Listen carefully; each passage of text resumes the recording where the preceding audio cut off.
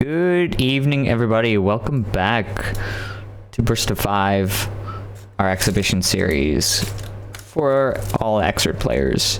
We've got a bit of a different format today, where there were so many signups today for this week that I actually split it into a few first to 3 sets and a few first to 5 sets. So for the first to 3s, we have Try to Complete versus Gusto Peleado, Rina versus Gekiko, Lucky Impling versus Safia, and then for the first to 5 sets we have Badant versus Brendan, Faye versus Tatse, Dirt versus Dingus, Porkchop versus Trigger, and Large Lad versus Leapfrog. And joining me today on commentary is Yucker and Daisy. How we doing today? Howdy. We're doing all right. I'm doing all right, at least. I don't know. Are you doing all right, Daisy?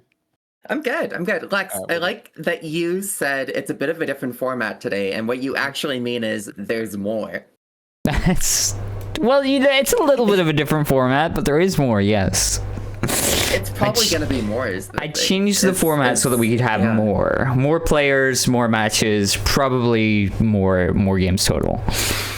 But more for you. More for me. Since it's first to 3, though, Burst to 5 doesn't fit anymore. Maybe we're bringing back Untitled.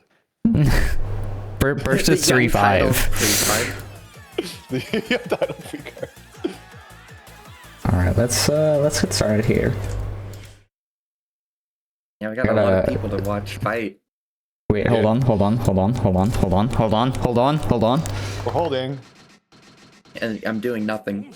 Yeah. Not you. You're fine. My BGM's turned off. Yeah, that would be very awkward and quiet. Just play your own music, whatever. But yeah, Try to Complete versus Gusto Peleado. Gusto's a newer name to me, but Try to Complete, definitely a veteran of the scene here. Constantly showing up for all these different events to just keep on grinding away at making his Ramlethal work. So I'm very interested to see how he's going to be stacking up against Gusto. Yeah, me too. I feel like we saw Gusto in one of the RRCs not too long ago. But definitely Try to Complete more veteran appearances, I would say. Maybe not veteran experience, but we've definitely seen Try to Complete more often. And it is the question of, like, with these Okizeme characters, is like, how much more developed are the corner conversions? How's the neutral going to be looking? Especially on a character like Ramlethal. And especially in a character against Raven. Yeah, for sure. I think Ramlethal is going to have a bit of a rougher time against Raven, because you can see, like, he can already start poking away quite nicely, whereas Try to Complete is going to be wholly beholden to his swords, but already deploying them out and just kind of making it a general nuisance for Gusto to get started. However, well-placed scratch. He's going to bring it to the corner, trying to go for the command grab, but we see Try to Complete immediately break away. Yeah, pretty good awareness by Try to Complete to escape that first command grab, representing the command grab early, and Try to Complete's like, I'm not going to have any of that, so that could be a bad sign for Gusto. The neutral right now still a little bit of an annoyance. No chance of the swords. Gusto with a good hit. Oh! Great sequence. Like, just a strange get sequence. One sword out, but still trapped in the corner. However, interesting little side swap going on here. So time for Try to Complete to rock, but we're just going to let the good thrower rip straight away. A couple stabs here for a little bit of excitement in the stomp. Yeah, pretty good hit. Giving Gusto the life lead here. We got those swords set up. Oh, got the corner carry. Yeah, this is the Ramlethal win condition. Gusto's gonna have 50 meter again, so gotta start worrying about defensive mechanics for this wake up. Whoa, hold on. Oh, beats it! Under the dead end. That's crazy work there, and the sword just to snipe Gusto from the sky. That was looking really, really good. Especially, like, Try to Complete hitting the electric there. I don't think he's been too comfortable with that, so seeing this is definitely a welcome surprise. Yeah, very good first round. And this second round, Gusto already given the burst up. Getting some good hits to make up the difference right now, though. Oh, didn't have the air dash confirmed, but Try to Complete just kind of caught blocking for a minute here. Oh, I recognize that. Not really seeing... Oh, yeah. Yeah, it's a little awkward there on the Raven glide, where if you don't staircase the normals properly, you end up like standing there and you mistime your press and you're not able to just continue your essentially guaranteed combo. So it's a very awkward thing you just have to get over. Yeah, that makes sense. Yeah, there's a kind of air dash combos can be so tricky when you gotta like put those strings together and you got like forward momentum behind you. Ooh. Well, now. Early corner position for try to complete. Gave up his burst in the last round, but none of that matters on offense. Gusto's gonna get his burst back. Great combo here. That's one of the trade-offs of Ramwolf combos, is giving all that burst meter back. Big question, when do you use it? No, you're out! Well, you locked out. Okay, Gusto, I think. Yeah, actually, I don't know what to think there. That, like, I'd let that burst rock years ago, especially because you just want to be out of the situation against Ramlethal in the corner, because that is her win condition. You're back towards the wall, 2 swords deployed on you, and she just keeps on running the pressure on you. I mean, it beats super, but I feel like there was definitely a point in between. Yeah, it was hard to tell. Yeah, the 4 Ps where you get to like just mash out those the punch button and get some easy strings. It's kind of a burst safe situation. But the question is always, my feeling is I don't want to die with it. Like, I would dare them to do it. Like, you know, it's like, don't die wondering, you know? Yeah, skill check them. Are they in fact just mashing P, or are they actually checking for the burst through it all? Yeah. He's still holding the corner right here. Oh, tried to call a jump and try to complete staying on the ground here. Ooh. Fighting back. Oh, nice. Good throw. Yeah, great stuff here. Unfortunately, not getting into knockdown, but still able to get these scratches in. So, yeah, that should do the trick there. Yeah, so the Oki might not have been great, but definitely the life lead just made it a really awkward situation to try to complete. So, Gusto with the round here. So I see the scoreboard is a little reversed, so still the score is correct. Oh, another good overhead by try to complete. Going for that 5D route, didn't get a knockdown. Oh, actually didn't get the knockdown. It's all resets. It all comes out in the wash when you're stuck in the corner against Ramlethal. Gonna see that 50 meter again. Mistimed the overhead. Good mash on the 3rd attempt. The challenge there, very interesting, but yeah, the sword just being there. If you're not able to escape the corner quickly, you're gonna keep trying to jump and trying to press, and you can just see try to complete just going for completely disjointed pressure off these sword summons to just make sure that if Gusto tries something, well, try to complete is well away from any sort of risk.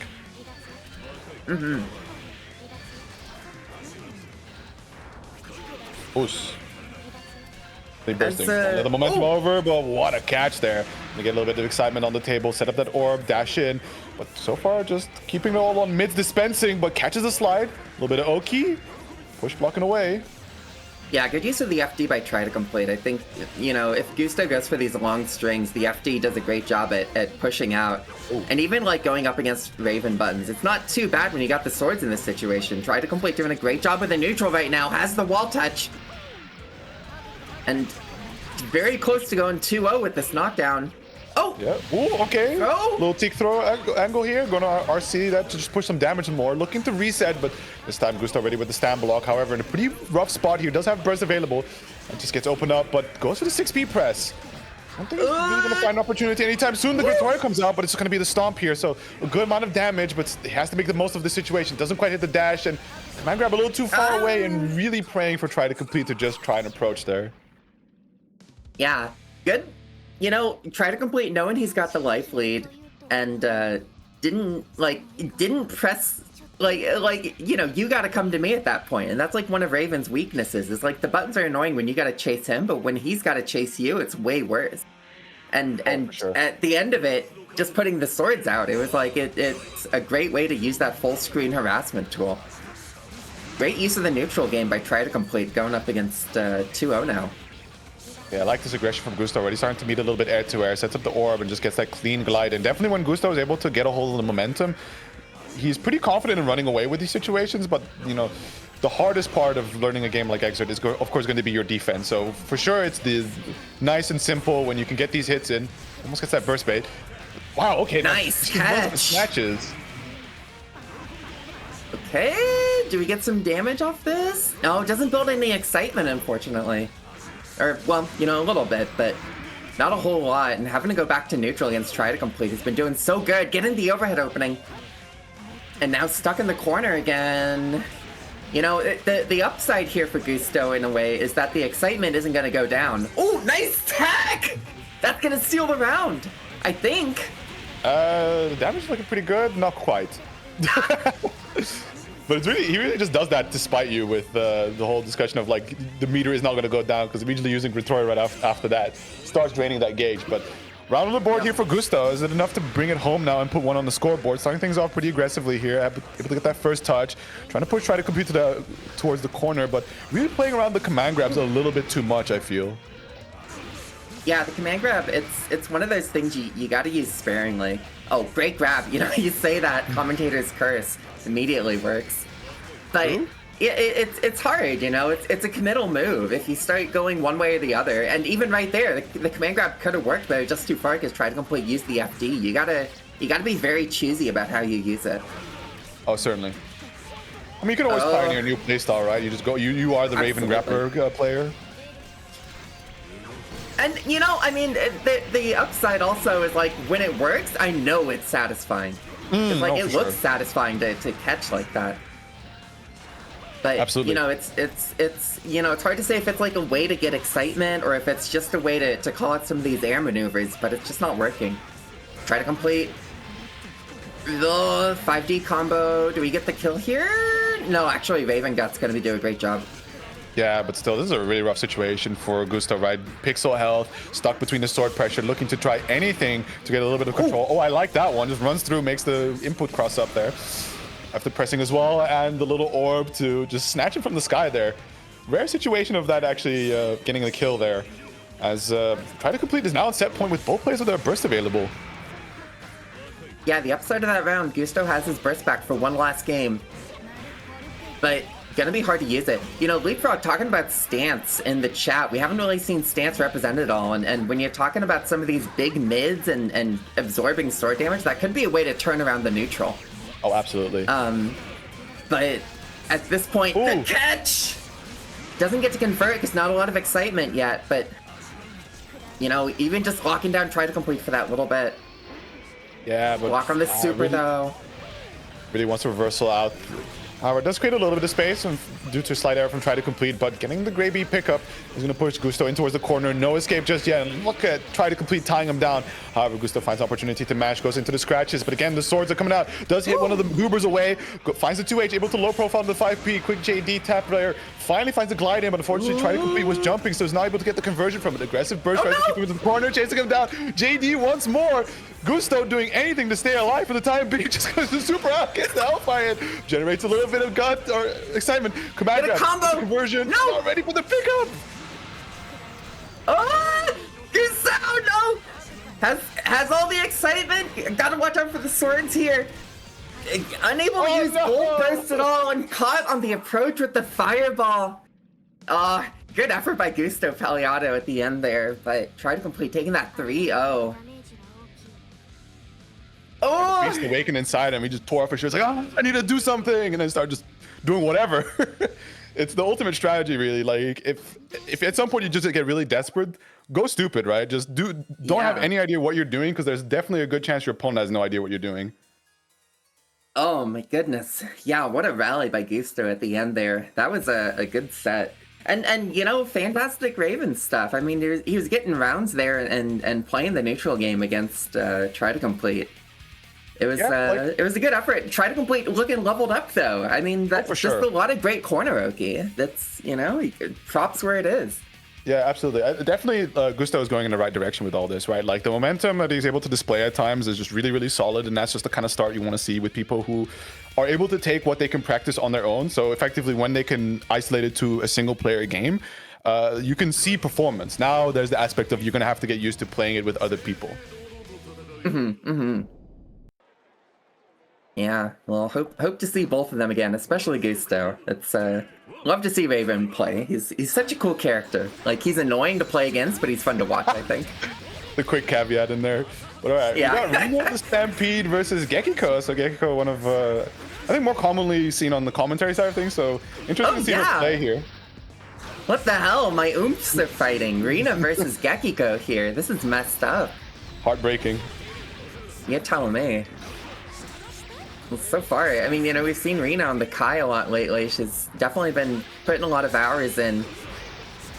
Yeah, you know, I thought Gekiko, No, I was just gonna say, if I'm not mistaken, Rena's the kind that really likes to press 5H in like the most absurd situations. Yeah. Well, you know, I mean, it's Kai's got good buttons. If it works, exactly. I'm kind of surprised. I thought Gekiko would have been playing Elfeld. I know she's a big Elfeld fan. But it's one of those opportunities that you take to just learn a new character. Because definitely, I mean, I would almost say it's like a lateral movement in the tier list, going from Elfeld to Dizzy. That's true, yeah. Very different playstyles, though, in terms of like having the mobility and stuff, and a lot of summons. But very cool to see her playing it right now. Great throw by Rina. Beating out the air string. Oh. Oh! Lightweight moment. Lightweight moment, but big 6H there, getting the counter hit, prompting the burst out from Gekiko. And now Rina, with the slight life advantage that she has a good priority on the neutral gameplay here. And we can see already just trying to play around these projectiles. Slowly RCing way forward, but YRC Ice Spike. Woo! Yeah, YRC Ice Spike, I hope we see that a lot. Because, you know, not too much. There's always tension penalty to worry about, but it is one of the GOATs. Oh, absolutely. Rina keeping it locked down, the 6H, taking that first game. A matchup between wives in a first to 3. Let's start there from Rina. We can definitely see that Gekiko, when she's able to rein a bit of control in, that it's looking pretty decent. You know, that being said, it's also within the nature of Dizzy to just run over with control thanks to all of the disjointed pressures you can run thanks to her summons. So we'll see if Gekiko can get to that situation a lot more consistently. Yeah, I think you're right. Especially when we start talking about like Dizzy Oki, it's Kai's Vapor Thrust is not typically good as a reversal DP, but especially when Dizzy has a shield behind her with the summons, it can be pretty bad. So this corner situation is what Gekiko wants. Getting the knockdown. Rina still has burst and dead angle to work with. Just letting the offense rock right now and getting out with the stun dipper. Yeah, I would have almost not faulted Gekiko to go for the burst there to keep Rina in the corner, but an excellent mash is immediately going to create a little bit of space. Icefish controlling some of the hits, but we can see that Rina, with the aggression to push forward, is able to slowly push Gekiko towards the corner. However, the Dizzy mobility does allow for an escape, and now they're just kind of trading hits into one another, but here we go, quick pickup, finally going to go for the burst. Yeah. Oh, wow, just jumping in over the summon there. Gekiko, you know, I think the thing about the summons is that summons are great, but it is kind of like, you gotta be mindful about where you want them. We're seeing Rina get in around some of these summons where like a laser summon doesn't really come out, and Rina's navigating around it in a way. It's gotta be like, there's a challenge of like using the ice spikes and the ice wheel and all the different the tools in the arsenal appropriately. But when she does go to full screen, Gekiko's got the control down. There's the ice summon, like she knows the corner pressure right here. Rina holding it down right now. I think that aspect that we saw earlier in the previous set, that of course you can do all the cool things that you practiced and when you can isolate the game into a single player position, but you know, there are just moments that you do just have to play the multiplayer aspect. It is, you are fighting another opponent and they are not going to want to sit there and be still while you run your really cool lab sequences. Exactly. Another good throw by Rina, switching the corner position here. 6H. Just trying to chase down, and look at that. Stun Dipper working out nicely. Chase down with the heavy stun edge, but ooh, nice backdash. Just kind of dancing around one another. Oh. Finds the 5P anti-air, but not quite the conversion, and then good whiff punish with the throw, pushing Gekiko towards the corner. Goes for the burst, doesn't want to be stuck in here for too much longer. Fears the Kai pressure. Pretty fortunate trade on that fireball, but unfortunately the next fireball by Rina giving her a good knockdown here. 6H pressure. Oh, good mash. Yeah, don't let her get in on you like that. Locking it down with the laser. Yeah. Nice. Very nice. I think Gekiko got a read there towards the end that Rina was very eager to get that throw, right? We saw the run up into 6H, which you don't typically see from Kai's. And then the reattempts, especially with like the FD flashes, Gekiko was like, wait, hold on, I know what's going on. However, the life deficit was a little bit too much to handle. Yeah, it's unfortunate. You know, the Dizzy's a little bit on the thinner side, so as those hits started adding up, you know, you can't go toe-to-toe against a guy with a sword when you're just wearing armor like this and you have summons to rely on. Like, you don't want to do the fighting yourself. Oh, absolutely. And you know, yeah. never forget the namesake, right? That if Rina's able to get a good sequence, that you can expect a very fast Dizzy. Yeah, very true. Yeah, we haven't. The neutral's been so patient. Like both players, Rina has been. Oh, great throw on the 6H here. You know, it's we're seeing a lot of this. I don't think we'll see a stun before the end of this match, but you know, there's always the chance for Rina. Yeah, that's for sure. Like, as it stands right now, Gekiko does get these stray hits in here, but she doesn't seem too familiar with the normals of Dizzy. Like, doesn't know how they function, but you can just see, like, slightly outside of the range where they would be effective. And right. That's giving Rina a few opportunities here and there, so what should have been a really solid controlled round from Gekiko now is starting to look like one that Rina might be able to steal. Oh! Oh, Rina was a little bit too far on the 5D. Gekiko doing a great job of, like, playing the keep away game. Like, she knows her best route is not being near sword normals and not letting the fireball get to her. Great use of the ice spike there, stopping the approach. Round on the board for Gekiko, staying alive here. And a good knockdown. Yeah, it's a little bit tough, you know, it's, the neutral's not 100% there for Gekiko, but she knows her strongest positions in a sense of, like, the very far position. Great air throw by Rina. Yeah, very nice. Put into the corner, run that pressure, nice little frame trap. Gonna go for the burst, unfortunately. Long gone before they're able to connect, and so this is gonna be big damage here for Rina. Unfortunately, doesn't get the knockdown, but still, the situation was a little... Still very scuffed, actually. Trying to get the laser beam, doesn't quite land it. A bit of patience, but really we see a moment there that Gekiko is looking to try and escape by challenging with buttons. But with the slight pauses, we can see that Rina is able to get these counter hits in between. Oh, great use of the 4S there. Uh-oh, she's getting... No, she blocked it! No punish! RTL, notoriously difficult to punish. Gets the low, able to low profile underneath. And Rina is going to take what could have been a game from her Gekiko just away and delaying it for potentially one other round, but at the same time, set point. Yeah, set point Rina. That's so sad. Yeah, Gekiko could have had that round. The 4S whiffing on crouchers. We've seen that a lot in this set already in just like 2-3 games. But it was, you know, like any other button to lock down a croucher, using any amount of meter there. Unfortunately, a much worse position here because you still got to wait for that burst to come back. Getting a chance with the knockdown here. That 4S again, though, and the 2S. Great chance for Rina. That's a lot of damage. Gets the meter. Oh, doesn't route into Sacred Edge, but the one last guess, and the throw seals it. Yeah, very nicely done there by Rina. I think there was like exactly one opportunity there for Gekiko to get the burst out, and it was when Rina committed to the air dash, but other than that, it's very difficult to see behind all the informational clutter that is Grinder just sitting on your dome. Yeah, good effort to Gekiko. That was pretty speedy 3-0. Rina, you know, Rina's been putting in the work, right? I mean, that's it's hard to get your Oki going when somebody is keeping you knocked down and sealed, and you know, my best hope for Gekiko is that she keeps the work up, because Dizzy is awesome.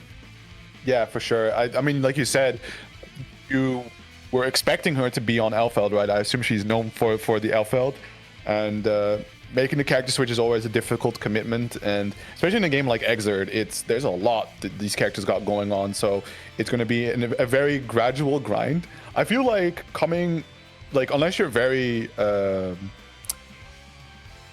your experience with learning new characters across fighting games, to go in a position where you're picking up a different character in Xrd after your first, I think is a bigger challenge than actually learning the game from start up, because there's so many habits you're carrying over from your previous character that may be detrimental to the new one you're learning.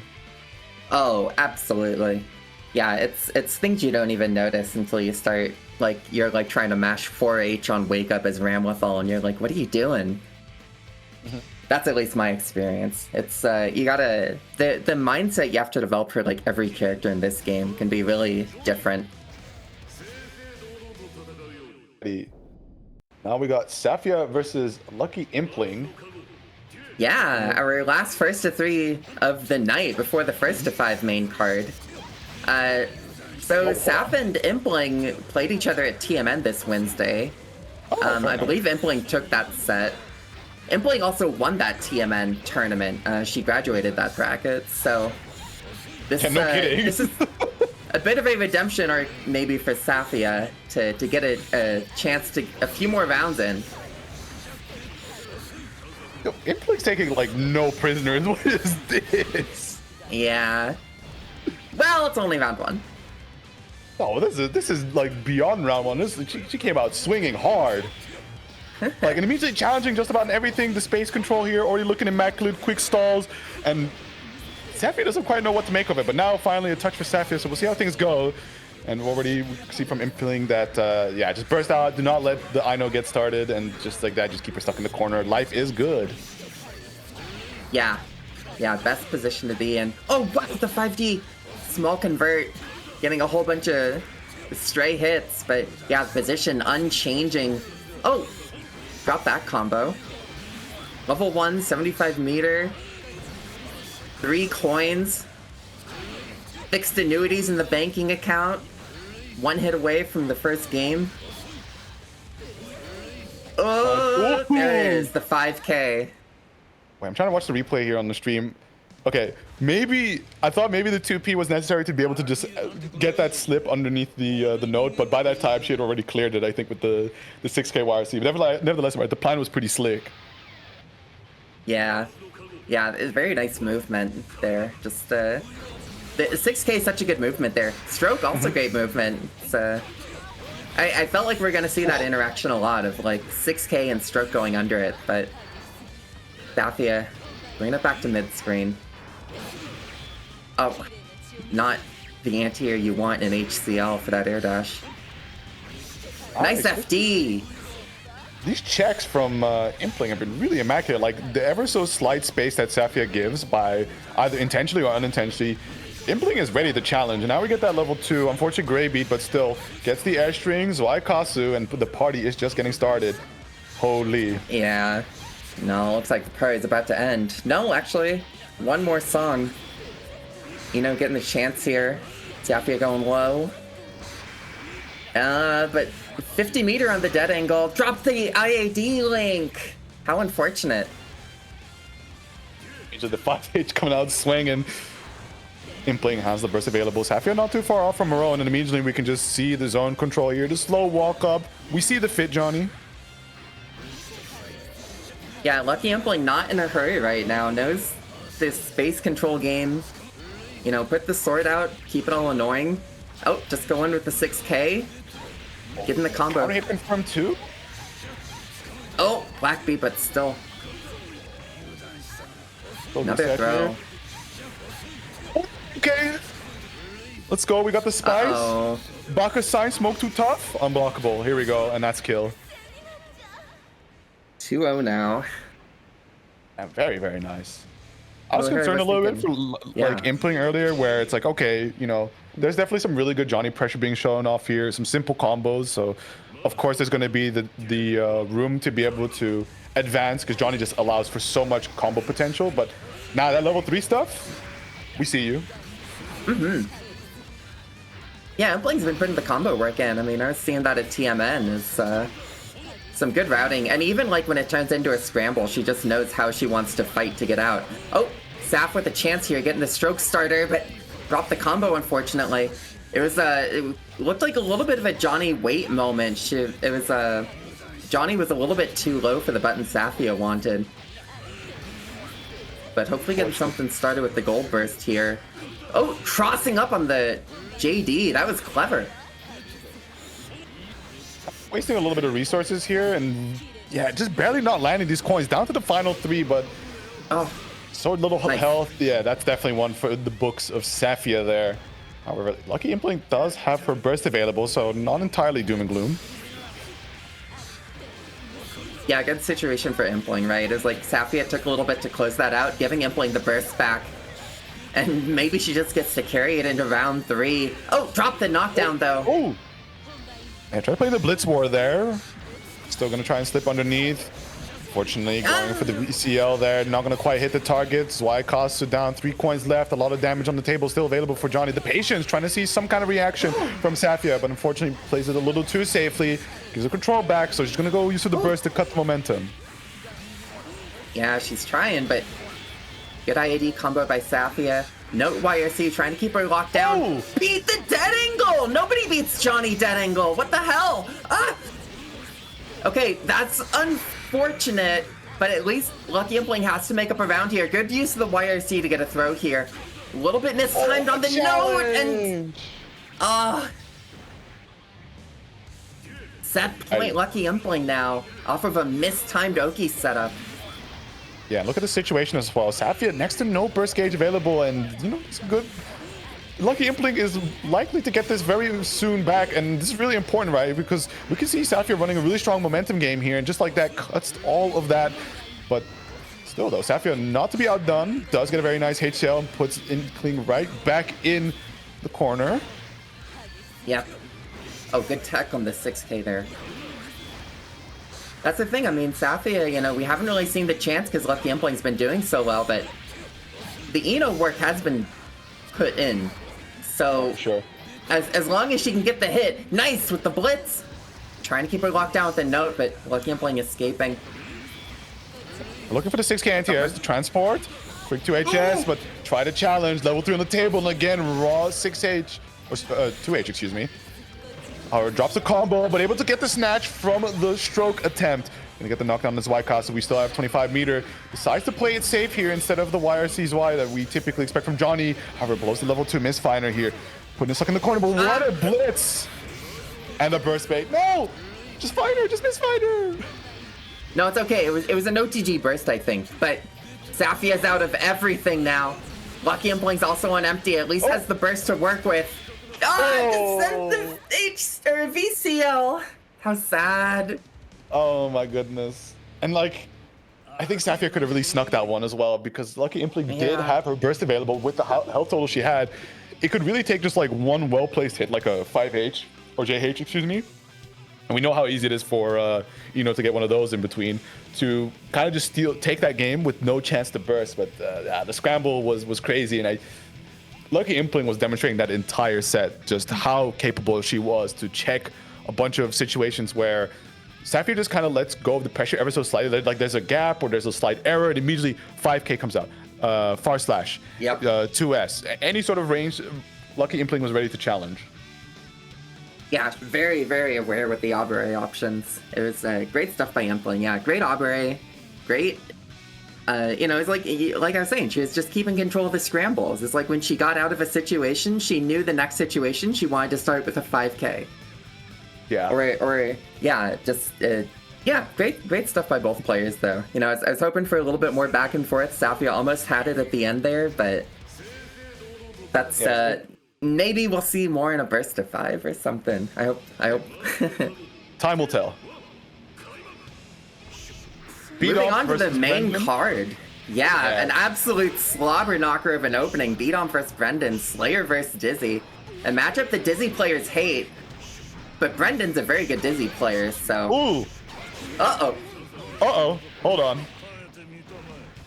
So don't go be saying things you regret later. Hey, I don't regret saying Brendan's a great Dizzy player. I think we're just not going to see it that first round, you know? It's just one of those moments that they just clip it out of context where it's like you say Brendan's a great Dizzy player and just gets stunned by Slayer. And and he's getting like obliterated and whipped his burst. It's like, interesting claims there. If I said it 30 seconds before, it would...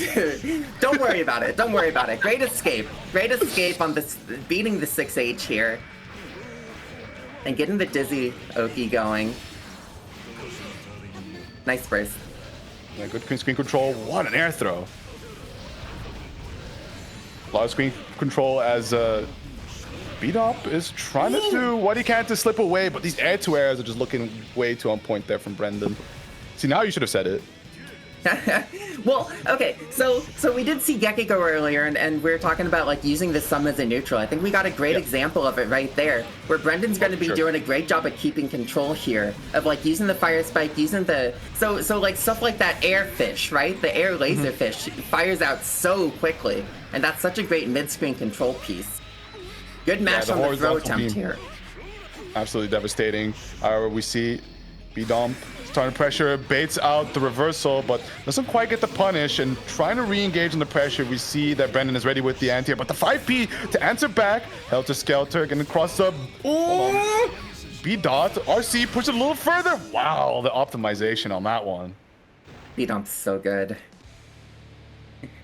Great use of the extension, 100 meter, all resources, dumping everything out of the tank.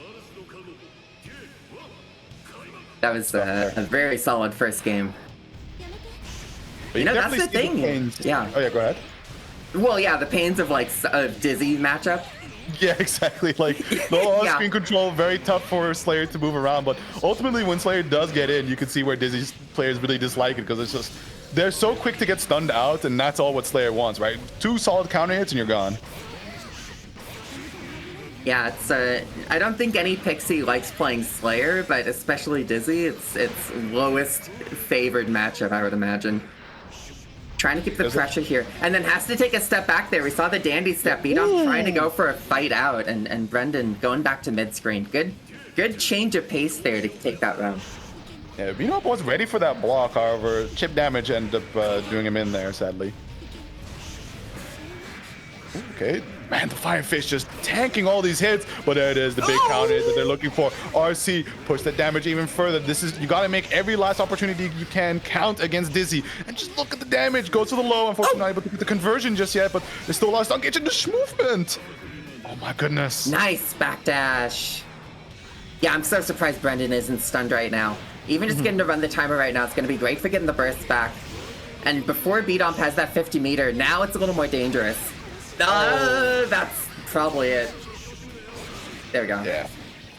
Gonna have to hang on to that burst for the final round here in game number 2. As both players are going into it with burst, can Brendan cut the momentum of B-Domp, or is this guy just gonna go Slayer matchup the whole thing anyways? What? Yeah, hard to say. I believe in Brendan. Good use of the Ice Fish in the chase here. Oh, 6P beating 2D? Far-reaching normal, just able to check the ever so slowly advancing low. Yeah. Gonna push on forward. Very nice use of the meter. Just able to slip on through. Gonna get prompt the burst there from Brendan as, yeah, just cut the momentum short, and especially now that you have B-Domp in the corner, you should be able to finish your food and make it a 1-1. Yeah, good work by Brendan. There's that, you know, Dizzy neutral control not to be slept on. The corner Oki, everyone hates it, but when you got to deal with Fish, especially when you're Slayer and you have like these fixed horizontal movements and very committal like dandy steps, and you're trying to get things done, it's hard to get in. Of course, once he gets in, it's terrifying, but Brendan was doing a good job in that set. Oh, wow. Dandy steps from B-Domp. Fantastic. Like, just ever so slightly waiting to be pushed out, and just as, you know, you commit to the longest range normal, quick slip, and then you just can't quite hit it, and it comes flying with a POW bunker. Yeah. You gotta be ready for the POW bunker. Ooh, Mappa RC. Nice blitz. It's a very scary situation to blitz, actually, because, you know, off of the it's late, it is a 50-50. Yeah, very lucky guess there. It's, I mean, that's blitz in a nutshell, right? It's like, well, I'll just guess. If I die, I die. Fair enough. Guess I'll die. BDC giving B-Domp a chance here. Probably hoping... Oh, wow! YRC. Oh! Mirror Super just caught him wherever he was. Dude, I wonder what he tried to do, because that definitely seemed like an attempt at BDC for something behind it. Yeah, not too sure. It's definitely like evasive, but couldn't escape. Oh, POW bunker losing a fish. Saving the queen here. Nice spike YRC. Pressure keeps going. Brendan giving up all of his meter to keep this going, and B-Domp just unfazed.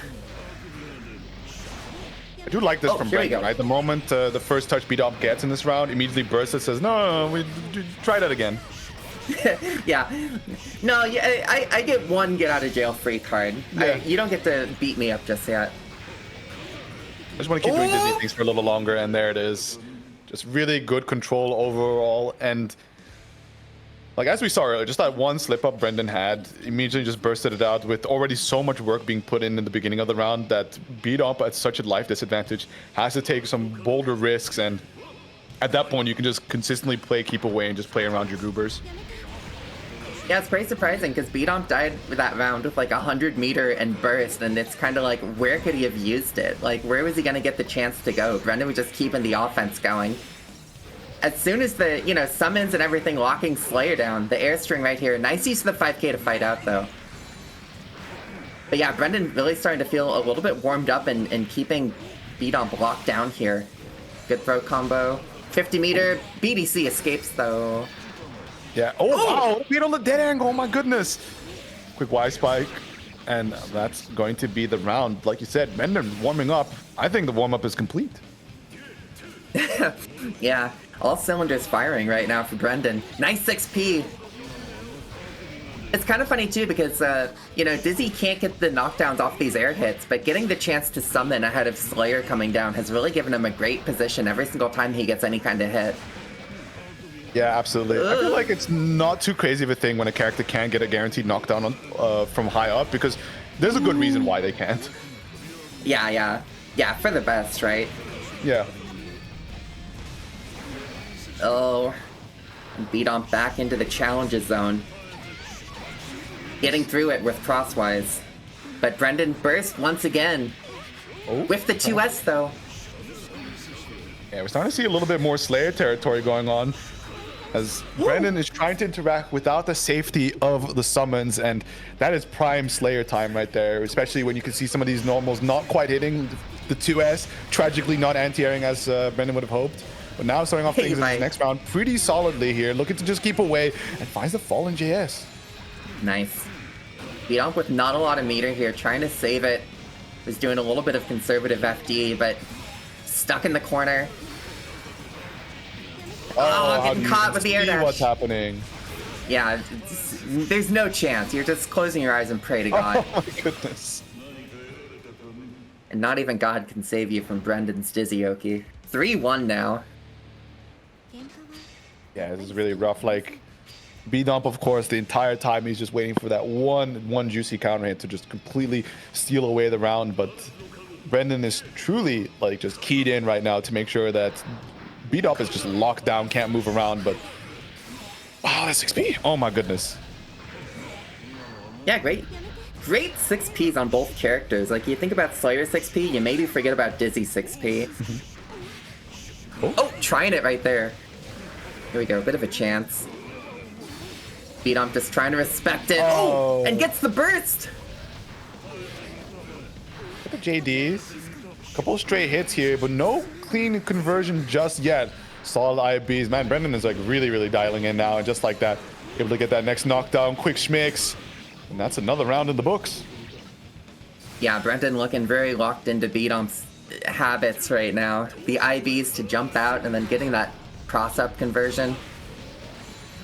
Oh, another knockdown here. Trying to get in with the hop-head. There we go, the overhead. Brendan bursting Beatomp. Yeah, into the corner, but oh, there's a stun. All right, this is a pretty good round for Beatomp. Get the kill going. One quick reset. No. Finds the air throw, and this could be a pretty big disaster for Beatomp, right? Brendan is just one hit away from losing the round, but given the Oki situation and the lack of resources inside of Brendan, you can just keep looping this. It does not matter how much HP Dizzy had. It was all a means to an end to be stuck in this situation right here, right now. And Brendan is really running the hurt. Drops the combo, but it's still okay. Man. Ice Spike catches. Gonna have to pump the burst. What a utilization of resources, and does end up getting the Eternal Wings at the end. Right down Bandy. Beatomp having to give the burst up for that one.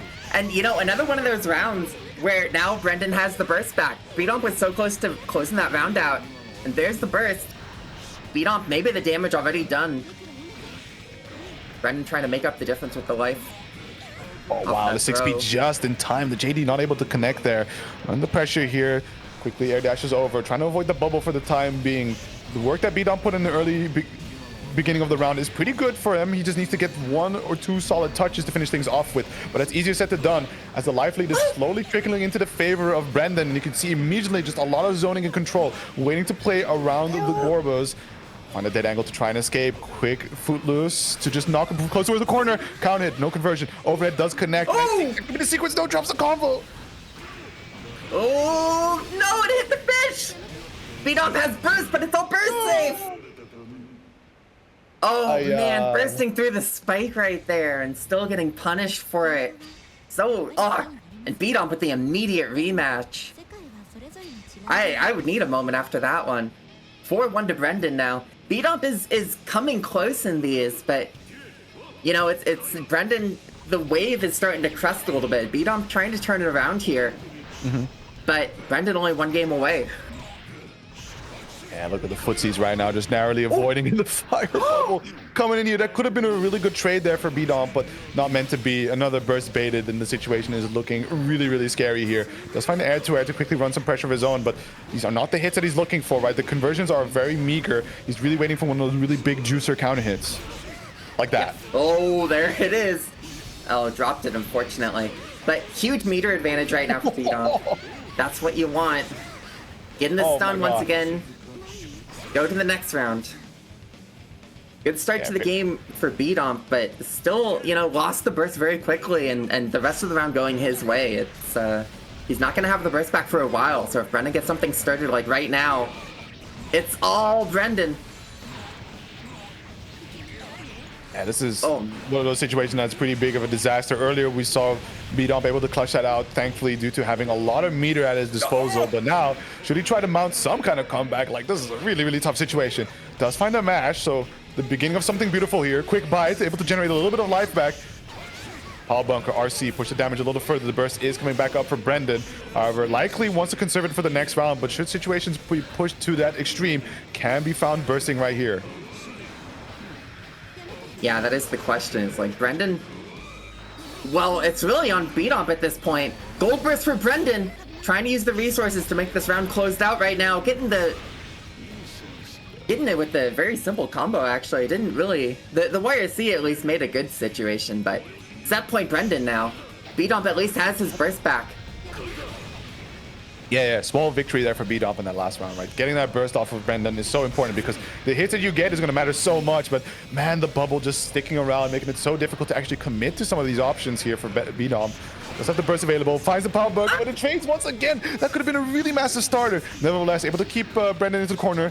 Rises up to throw him back down to the ground. Good blocks in the Helter Skelter, but just look at the chase now. The aggression right now. Needs to make every last hit count as much as possible.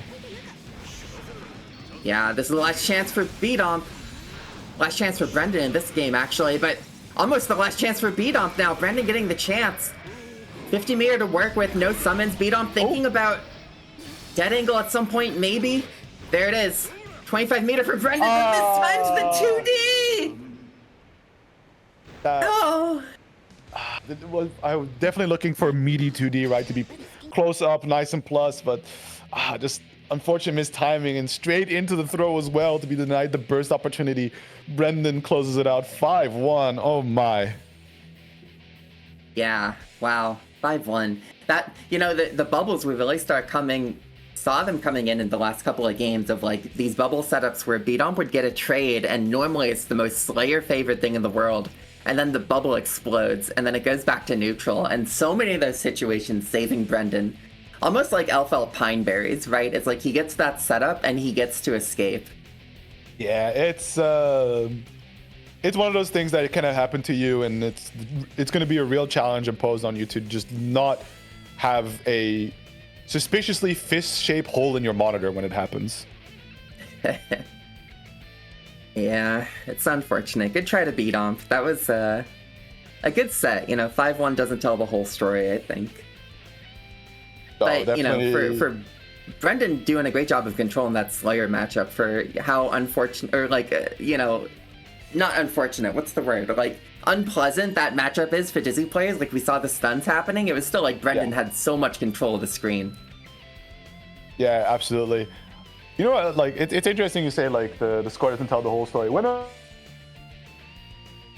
this one where we get things like GG and maybe launch as well, to have part of like the score reporting be like, yo, what were the rounds? What were the health totals? We need to know the full story. Yeah. Oh no. Yeah. Yucca is calling us from the other dimension.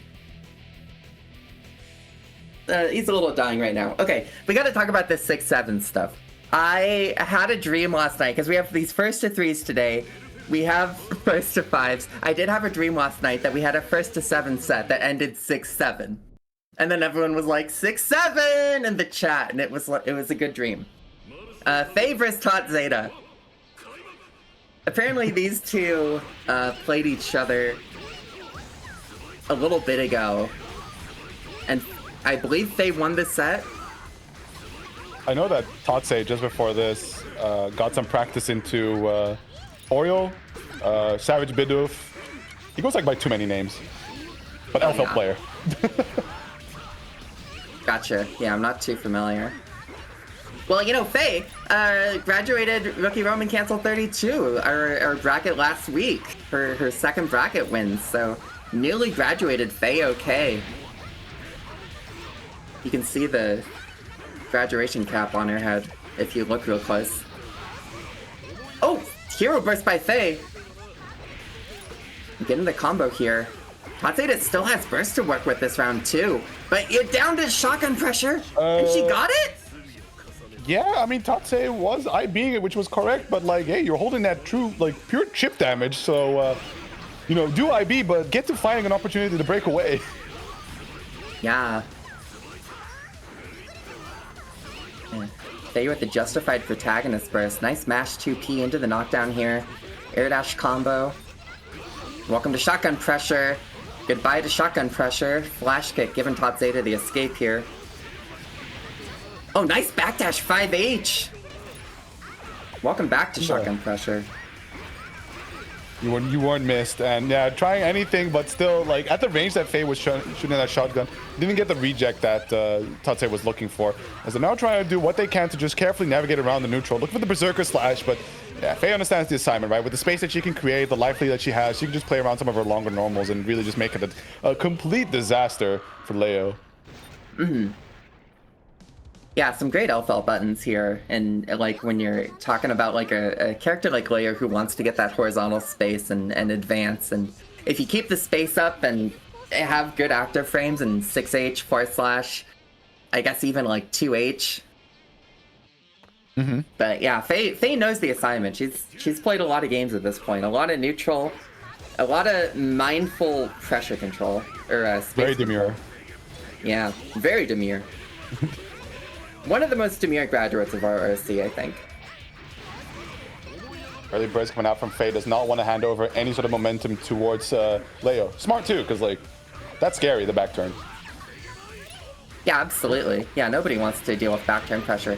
The burst habits between both players couldn't be more night and day almost. Faye very willing to give up the burst in situations. Tatseda's been holding the burst almost 60-70% of the time, it feels like.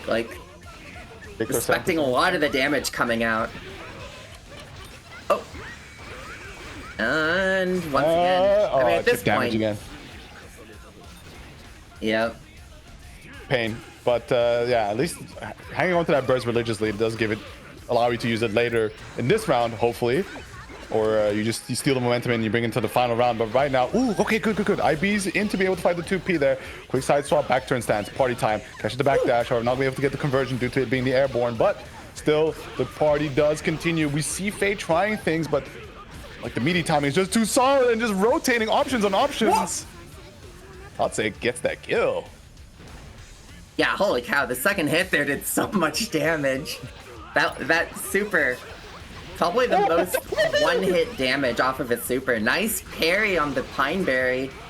And getting the burst out. Faye bursting at an unfortunate moment. Very patient from Tatse.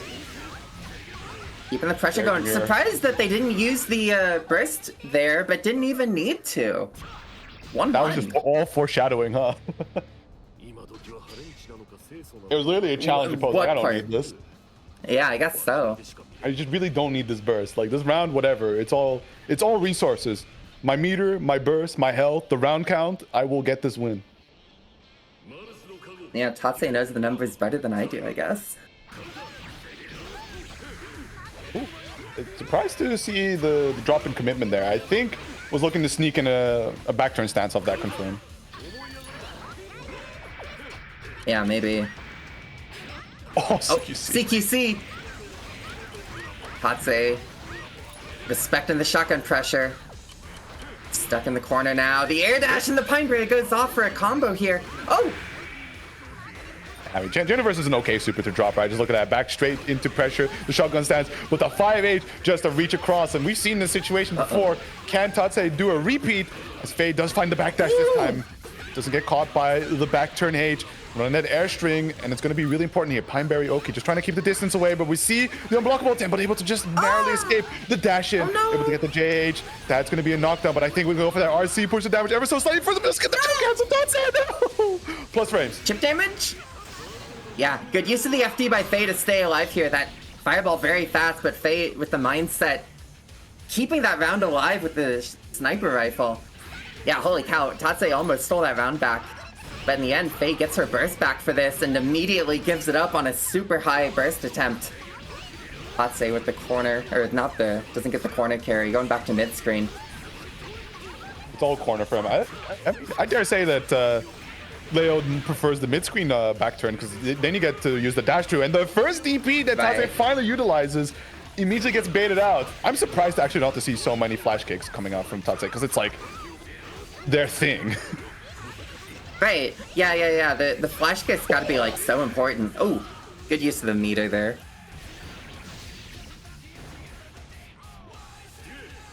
It's yeah, the flash kick, well, especially because like Tatse's been very defensive on these and not using burst, and like the question becomes like, what do you use to get out? And so far Tatse just kind of hasn't found an answer. Trying to mash out of FD into the mash there, but it's all shotgun pressure. Yeah. The FD slide approach, but wow, what an overhead. Oh, keep the pressure, stage dive, no shotgun attempt, catches a miss input there, as it was going to be faulted into the Bridal Express. The overhead comes out, but Tatse does need to be a little bit more mindful of the pressure, because there is the option to go into the reversal super, but as it stands, Tatse, hold up, back turn, let's get it. Gets the hit, unfortunately not space enough to be able to safely escape. Has to adjust the reticle, so doesn't quite get the unblockable, but trying to convert off of the stray gunshots with the RC. Oh, the armor chip, what? 6P works! Leo, 6P armor? Working out for Tatseda, going up 2-1 now. Wow, beating out the Bridal Express. What a great idea. That worked out. Damn. Okay. Yeah. Sure. Like it makes sense. It's yeah. Yeah. It's the Leo 6B stocks are up. Invest. Pretty much. Yeah. I just forgot. It's one of those rare moves to me where it's like it comes out and it's like, oh wow, yeah, good thinking. Ooh. Oh no, another unfortunate burst by Faye. Oh, mashing out on the cross-up attempt. Yeah, great stuff. Oh, interesting. Time Stone doesn't quite find anything off it, but Berserker slash Raw looking for the dash through, but Faye is really challenging these. Excellent flash kick, does put Faye in the corner. Blitz War. One winner. Yeah. Faye wins the Blitz War, but had to spend the whole treasury to get there. But pushing Tatse back to the corner. Burst is back for Tatse this round. This is going to be a pretty scary damage sequence, but nothing to kill Tatse just yet. However, with the shotgun, should she decide to deploy it, it would be really scary for Tatse, but just decides to dance around and able to get that JS in the end there. Yeah, fortunate amount of durability for Leo in that one last combo moment, but it's they going for the throw loops right now. Building up a whole lot of tension pulse. But all these shotguns right now, not doing a whole lot of damage to Tatse. I mean, you know, it's chunks out, but Tatse gets a good chunk of meter for this, and not finding the way out yet. Escape with the burst? No. Try to go for that stage dive, and I think that Bridal Express happened to hit such that it was plus on block. Down to that last pixel. Yeah, burst early. Good stuff there from Faye. Tries to set up the unblockable, but yeah, Leo movement is a little tragic there. as Faye is able to demonstrate that Tatsei is not going to be running away with the set. So it's 2 apiece. Yeah, funny little squirming sequence there where it was like, okay, let me get the unblockable. No, I gotta adjust a little bit. Let me just fix this shot a little bit. 2-2. Both players down to a first to 3. And yeah, really going back and forth. Both players knew they were gonna go the distance when they fought each other before, so gotta be ready for a stamina match. How much faith Tatsei has in that 6B, right? As the round start dash of 6B is ridiculous, but hey, holding this pressure for the time being. Excellent backdash, baits out the burst. This is the type of sequence you're looking for. Now, it's a matter of not getting your back turn situations challenged out, but unfortunately, doesn't quite hit the conversion. Flash kick on the failed CQC there is going to once again put Tatsei back in the driver's seat, back turn stance. Doesn't quite catch the backdash with the back turn H, but yeah, that's the one super you got to be wary of. Yeah, first use of the Judge Better Half. Faye making up a good chunk of health from that Hellfire damage too, thankfully. Has a bit of a fighting chance here. Tatsei giving up the burst. Trying to keep this round alive. Faye with the GGXrd getting in. Wow, Bridal blocked but no punish. Tatsei was maybe overthinking it. This is tough. Oh, danger time! Faye! Oh, the GGXrd. I think on the Bridal, like, Tatsei just decided to play it safer than sorry, because Bridal, with the right amount of space, it could be really awkward to actually punish, if not, just still be in the favor of Elfel. But now we're starting to see a little bit more of that classic Leo we're also used to, right? Good delays, gonna prompt the burst, a lot of damage on the board already, and Leo does have to approach, which is kind of an annoying thing ultimately for Leo, right? You'd think with a life advantage, it's now like, cool, I get to relax a little bit, but no, that just gives Elfel the opportunity to deploy Pineberry. Yeah, it's very much like the full screen situation where it's like, well, I've got the life lead, and then the question becomes, how do I make people come to me? And definitely the answer for Elfeld is Pineberry, because you never want them setting up Pineberry. You got to keep that offense going. And Tatsei right now at the corner position. They've only got 25 mirror to work with.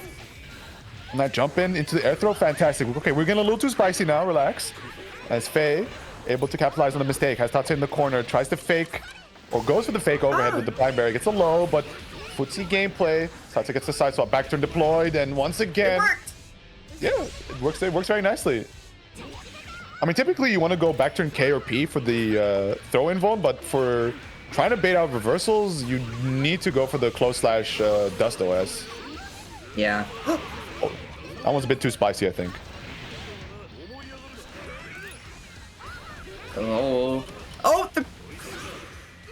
my god! Yo, footsies? Real? 6P beat the flash kick this time instead of clashing. That is mighty overhead unfortunate. invuln is real? Yeah, just slips on right by and just catches him by the toes. That's an unfortunate way to see your flash kick get beaten out. Yeah, I also flinched at that. That was my stomach's churning a little bit. That was scary. Faye taking the lead once again in this set. Getting a strong overhead. Tatsei with the early burst this time. Starting to feel the heat. Faye continues to cook in the kitchen. Tatsei stuck in the corner. IBs from Tatsei create a little bit of space, but it's not quite showing the room just yet. Great challenge of winning the CQC here. Back turn stance, Faye towards the corner. Tries to, okay, gets the burst out. The super. Good burst. Yeah, absolutely. 50 meter just gone from Tatsei like that. Ooh! Oh, no. I see the vision on blitz attempts, but like it's the fact that Elfet's so far away when she does the shotgun sometimes that she just can't get she doesn't get the blowback effect. Yeah, you get to reject the projectile, but unfortunately you gotta have the character a little bit closer. The reject is possible, but it's too far there for Tatsei. They winning another burst out, but still having the corner position. Blocking the overhead. Oh no! Just get hit by a shotgun. Oh, yeah, it's so funny. Yeah, 2P. The situation where Tatsei is like crouch blocking here and then trying to 2P out. You know, flash kick probably also gonna whiff, but neither option for Tatsei working out here. Faye up 4-2 now. Just has to find a way out of these corner situations, and it's not like brawling out is working out for Tatsei so far. Oh, it's so tricky because there's like no real size fits all answer. Like shotgun pressure is just, you have to constantly be on point with these IBs and just be prepared in a situation where they might do something differently. Like there's going to be a very small window for Tatsei to challenge, and it's up to them to recognize where that is. Yeah. Good control by Faye, getting the 5H. Tatsei alright with the burst. Oh, there's the burst from Faye. Oh, good flash kick. The ridiculous like startup frames on the shotgun stance just makes it so difficult, because we see Tatsei is like, okay, she just whiffed a normal on shotgun. This is my time to punish, but then immediately there comes a shotgun blast out. It takes like a 1 frame startup. It's so evil. Oh, over. The self-help character. You know, I think it really speaks a lot to how great Faye is that we don't talk about how fucked up Elfeld is whenever she's playing. How do we give Faye her flowers while not discrediting her for playing Elfeld? No discredit. Faye's put the hours in. For sure. She's worked her ass off for it. Good IB and a punish here. Tatsei with a chance. But yeah, it's so tough. Good backdash. Faye's backdashes on this backturn pressure have been so good. Yeah, it's just like, again, similar concept to the shotgun stand. Ooh! Speaking of backdashes, but ends up, I don't know why they didn't fully commit to it, all of it, but nevertheless, they go to get the flash kick, but doesn't quite get the knockdown there. And once again, holding the shotgun stance, and there's the CQC. Does have to burst to try and stay alive here. Faye is on set point. I completely forgot about all that. But the Berserker Slash and the aggression, the anti is amped up here. That finds a match opportunity. The RC for the extension. And Faye keeps it nice and clean. 5-2 finish. 5-2 finish, and a great finish by Faye going, you know, the IBs into the 2P, Elfeld 2P, such a fast button. She did such a great job of using that Aubrey. Like I being out at the right point, like getting the opening in the layer pressure and taking that to the finish line. Great work to Faye, you know, it's oh, for sure. We when we talk about graduates fighting each other, we have to bring up Rookie Roman Cancel Eternal Return, February 21st. All the graduates and the 1 fish holders will be coming back for a 6-round Swiss and then a top 8 cut. Gonna be a lot of matches like that. Everybody's gonna be fighting each other. It'll only be first to 2s, but... See, that's one of the things I'm really interested about Eternal Return, is that like a lot of people graduated when... I'd say it was like, there was less fish in the pond, right? Maybe like slimmer, easier pickings. And I mean, Faye's graduation is kind of important because it's like the real true gauntlet. There were some like absolute menaces in the brackets when she was like starting to gear up, right? And to finally make it through all that, it's a very impressive feat.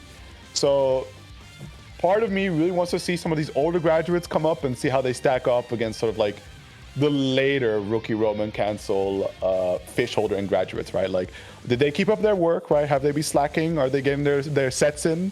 And has maybe just the overall level of Rookie Roman Cancel like gradually shifting up, every beginner also just improving, meant that maybe they've been left behind a little bit. Time will tell, though. Yeah, no, the Crucible effect has been real as everyone, you know, iron sharpens iron, and as everyone's been fighting each other through the past year and a half, we've the later graduates have definitely become a lot more scary, and the gameplay's been a lot more exciting.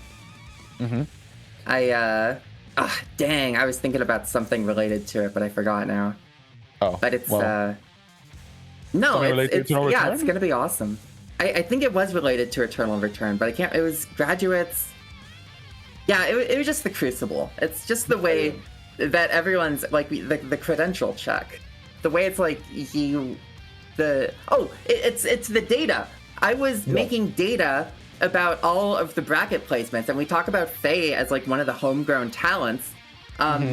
Is like Faye very much started out like outside of top 8. Like she was playing from like absolute beginner level, and then just kept working through like the top 8 history and making it to graduation. Like Faye put the hours in and fought through everyone to get there. And there's a lot of people like that, whereas like some of those early graduates are like people who came in and it's like, oh yeah, I'm like okay at Xrd. I beat people at my locals. You know, I've played online a little bit, and you know, there's people who are also good, and I'm excited to see them come back. But yeah, it's very much like there's like I have like actual data showing that like Faye is like one of the people who was not always in top 8. Like Faye worked her ass off to get those graduates. Like yeah, it's awesome.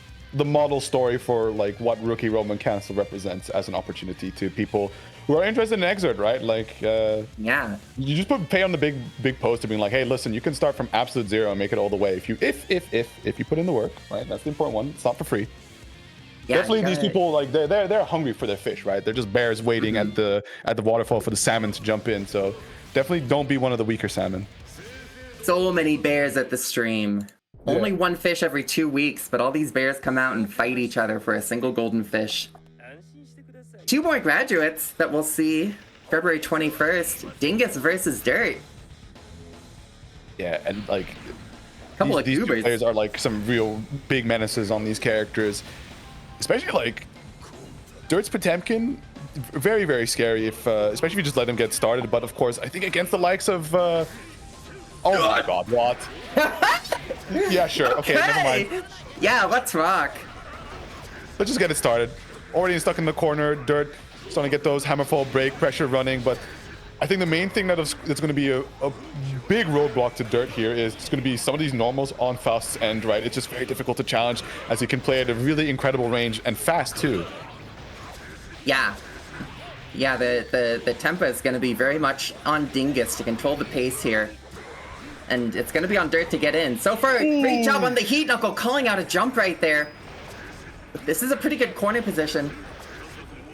But Potemkin Buster gets in. Good work by Dirt in that first round. Yeah, a lot of it's going to be on Dingus to like control the mid screen, not let. Of course, you know it's a grappler matchup. You don't want to let the grappler get in on the zoner, and the items are going to be way more important here. But as soon as Dirt's able to get in, of course, that's the scariest situation. And actually, Dingus putting himself in the corner for a moment. Fine now, I think. Right. He's just constantly pressing buttons and is very much in control. And especially with the life lead he has now, he has a bit of room to make a few errors, but yeah, fantastic air throw. Like, he's not letting any opportunity pass him by. Oh, nice! Pot Buster! Has to respect the mini Faust. Yeah, that could have been like really solid Oki for Dirt, but no, we're playing against Faust. Just warp the neutral, why don't we? Always got to respect the Faust situations. Oh, wow! They burst. Wow. Dirt also completely ready for it. So there's a good bit of meter still left on Dingus's end. So we'll hopefully get to see that come out as we find the wire seed, the 6P counter hit, and that's going to be the finishing combo right there. Beautifully done. Good survival. Good work by Dingus to stay alive. Yeah, that burst. Holy cow. Dirt with a great read. Dingus with the strong will to live in that first game. Hopefully he doesn't pay for it in this round, because now he's got to respect all this damage from Dirt. Dirt gonna have the corner position. Yeah, oh, look at this. And 5 hits. And all of it is just regular Gaddles on Potemkin's side, and so much damage coming out. And an optimal extension here. Yeah, okay, Dirt wants him dead. Well, you know, I mean, 100 meter, yeah. Burst Heavenly, that will do it. Could he not have IK'd? Yeah, I was wondering if an IK was gonna come out. He was getting so much meter from that. But sometimes you just need to put your opponent on the squat rack and bench them. It's, yeah, you know, just remind your opponent that they're puny. Yeah.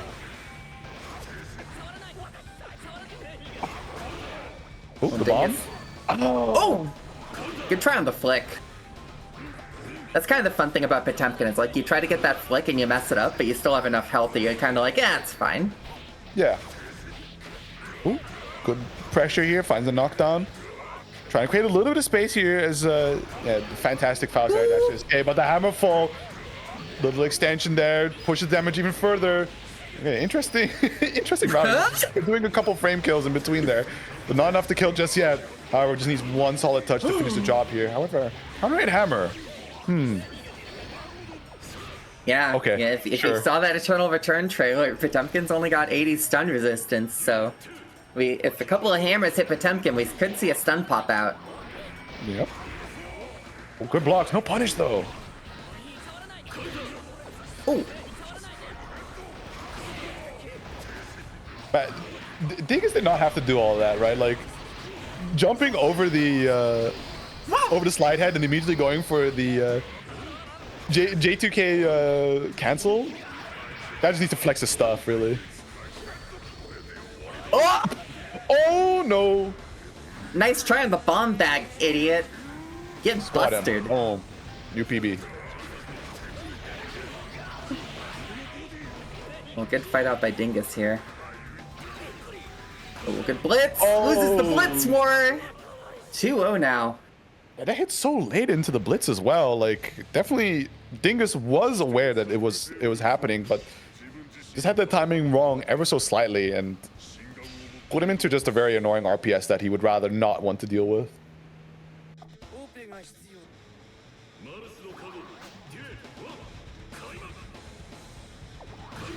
Oh. Very patient round start now. Yeah, Dingus. I don't know if it's... I don't think it's fear, but just having to show a little bit more patience around the situation. But putting himself in the corner, and now Dirt getting the party started once again. Nice pickup! A little bit too far from the corner, but getting it with the... I think that's 2K, 2D. I'm not... Oh, I think he's tried to go for the unblockable, but maybe did it a little too early there. Nevertheless, able to get the pop buster, double heat knuckle extension. Down to that last solid touch here to finish things off with. Our Dingus is not out for the count just yet. Does get the trampoline, trying to set up a little bit of a disaster below. But the falling JH is going to be sufficient. Trying to think about ways that Dingus would find a way out of the corner, because like the Hammerfall armor is always a problem for characters unless you have like a multi-hit move, and I'm thinking like Faust 2K is a pretty good multi-hit move, but it's a little bit maybe his only option for beating Hammerfall, which is a little bit unfortunate. I think like barring a read like that, right? Like Dingus could definitely look for super jumps because Faust super jump is really good.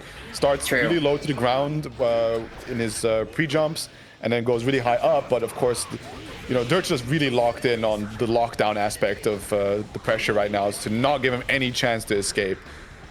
Yep. Oh, and so many great busters by Dirt. 3-0 now. Yeah, it's so tough. I mean, yeah, as soon as Dingus is like on that close approach, any opening turns into an opening for Dirt. I'm trying to see what like Dingus does to really change up the pace here, because for the most part, it's like, guys, we've seen he's been really struggling to escape this pressure. As Dirt has just been really confident in some of his presses as well, and then just being able to play or be in control of the pressure and then determining what kind of mind games come out of it. It's putting Dingus in a really tough position, and now we can see Dingus like prioritizing playing around some of his longer normals, and it's exactly that, right? The making the correct reads, the hammerfall and the scalpel pull just to blow right through and get that burst from Dingus. Yeah, some of these bigger fast normals actually becoming a problem as soon as the armor comes in. Wow, that pop buster! Oh, that was evil from Dirt. And we'll go over that in a second because that was tough. Uh-oh. Nice counter. Okay, yeah. Using the oil slick, right? Because you think at one point it's like, okay, this Potemkin character kind of punished having to rely on Hammerfall to dash, but it kept sliding him forward, so he was just kind of, like just shimmying on forward with the pop buster further than he would get from the break itself. Yeah, that's pretty amazing. Ooh, golden hammer.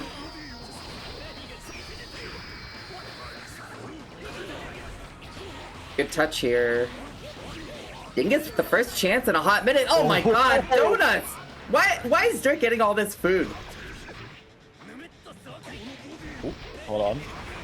Maybe just a little nicety there from Dingus just to prove how in control he is, but unfortunately he runs straight into the pop buster, and now it's starting to become Dirt party time. We see the 5D YRC for the quick invuln to be able to get the back throw there, stuffing Dirt into the corner, but going his way the wrong way. But the meteors are there to cover his back. Yeah, almost a fake out, you know? It's like, oh, you think you have a chance here? Did you remember the rocks? You forgot the rocks. You forgot that this is Final Fantasy VII. Oh, look at it chase him down. Look at that. Oh, but wow. the air dash from Faust is a little too good at escaping. Oh, backdash! Dingus caught it though. How lucky. We've seen so many of those backdashes by Dirt work out. Dingus keeping it locked down right now. Looking to put a first game on the board. Goes low. Has the 100-meter into the IK! Doesn't drop it. Okay, thank goodness, but Dingus out here to make it.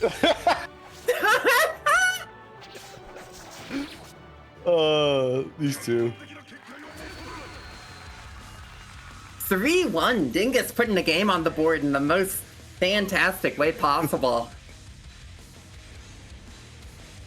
All right, let's hope that is the start of something wonderful, and that Dingus hasn't accidentally awakened Dirt's beast mode to start really, really disrespecting him. Yeah. Yeah, the question becomes like, is that going to be the only IK we see today? Or oh, nice flick on the weight. Dirt had access to an IK a little bit earlier in this set, and with the tension gain like the Temkin, we'll have to see. Nice air throw. Oh, Big Trishula, a lot of damage off that bomb itself, and I'm just keeping Dirt locked into the corner, just straight up 5P. Not want to let him do any kind of shenanigans, but man, these air throws have been really, really good for Dingus as he's trying to play a more keep away game with the life advantage that he has, right? Put Dirt into awkward positions to really force his approach, but ultimately you do run out of screen space, and just like that, one heat knuckle, two heat knuckles, and the life lead is in Dirt's favor. Yeah. And Dingus, no burst to save you. Getting the RC into the RC Heavenly Knuckle. Nice round. Stuff there, so Dirt not letting that IK bother him too much. It's like, all right, you had your fun, that was cute. We keep the pain train running. Oh my goodness, speaking of the pain train, decides to play it pretty safe there to just make sure not to get bursted out. Nevertheless, does end up losing the corner position, but is still finding stray hits from time to time. But oh, again, this time.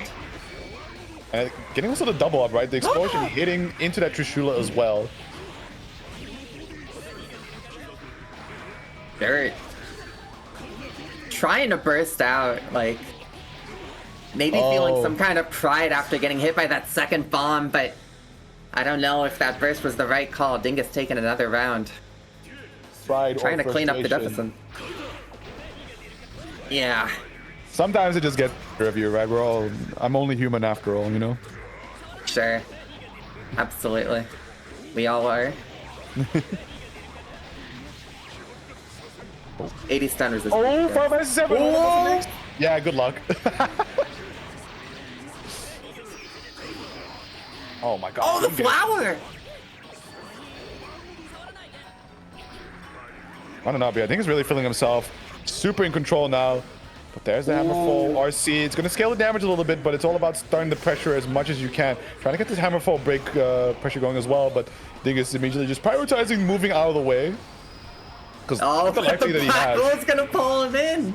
Yeah, he just can't go anywhere. Just that life lead from Dingus' side means that he's so in control of the decisions he gets to run and how he gets to navigate around the screen, as Dirt has to constantly do what he can to close the distance.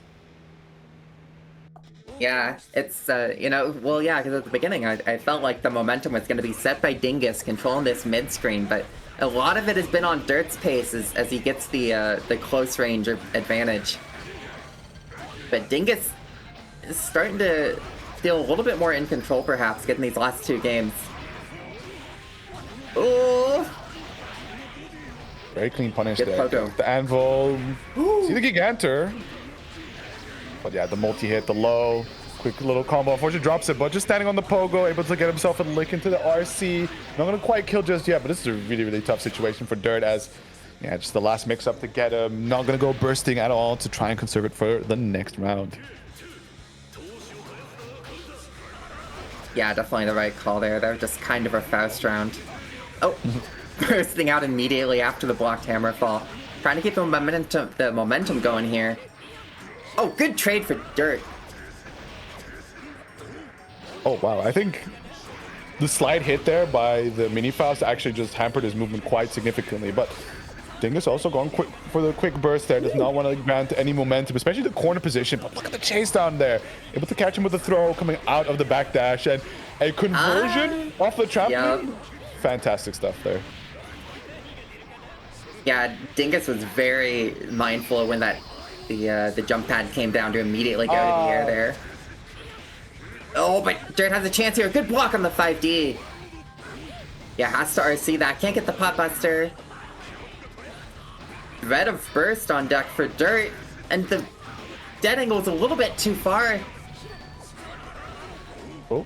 No, this is Dirt is now to get in. Tries it again out of frustration. Still, though, has the meter to make it safe and make the bounce happen. Calls out the jump back with the heat knuckle. Slide head, beautiful back dash. That's straight into the trampoline, but flicks it away. You can flick that! That's so awesome. Still in my this. God. Dirt locking with the esoteric knowledge there that I don't know how I don't even think Dingus really knew that that was possible, because that situation probably had him flabbergasted. He's like, what? Yeah, I don't know. If I put a spring down and then somebody turns into a fireball towards me, I'm screaming. Yeah, you're like, how? How'd you do that? He's backing away. Dingus trying to play from a longer range away. Able to get the punish thanks to the hammer on the hammerfall attempt. Good damage so far, pushing him into the corner. The fireball is coming down. Great conversion. There's the mini Faust. Good block on Schmicks. A lot of resources for Dirt. Hammerfall armor working out. A lot of meter for Dingus. Oh, too far. Ooh, good throw. Oh, one touch by Dirt, and this could be it to go up 4-2. Has to use it for the Hammerfall armor, or the RC. Oh. Burst out.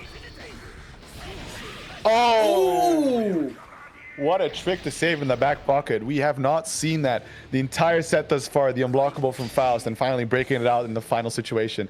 And especially near the corner, right? If it didn't do the kill, he had the means to pick it up and just get the few touches he needs in. So Dingus able to bring it back, tying up the set 3-3. Yeah, breaking out the fun stuff as you try to even up the set. That's how you keep your momentum going. Second one immediately out afterwards. It's a phase 2 mechanic now. It's always going to be on the table. Dirt's always going to have to be thinking about it. With the pot buster, it doesn't matter. The staircase, a good bit of life lead here.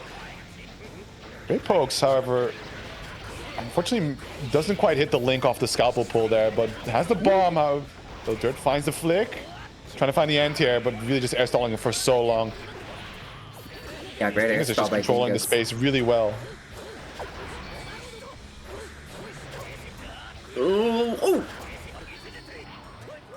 Fortunate chance by Dingus. Dirt tried to hope that he would jump, but now having to give this round up. No! Oh yes! Yeah, I think that might have been a back throw attempt there by Dirt, but just jumping up high and mighty, just able to avoid it. But this time, big 6H counter brought all the way to the corner. Just trying to wait on the response there from Dingus, but yeah, good flick there. Really important because he had to concede the pressure otherwise.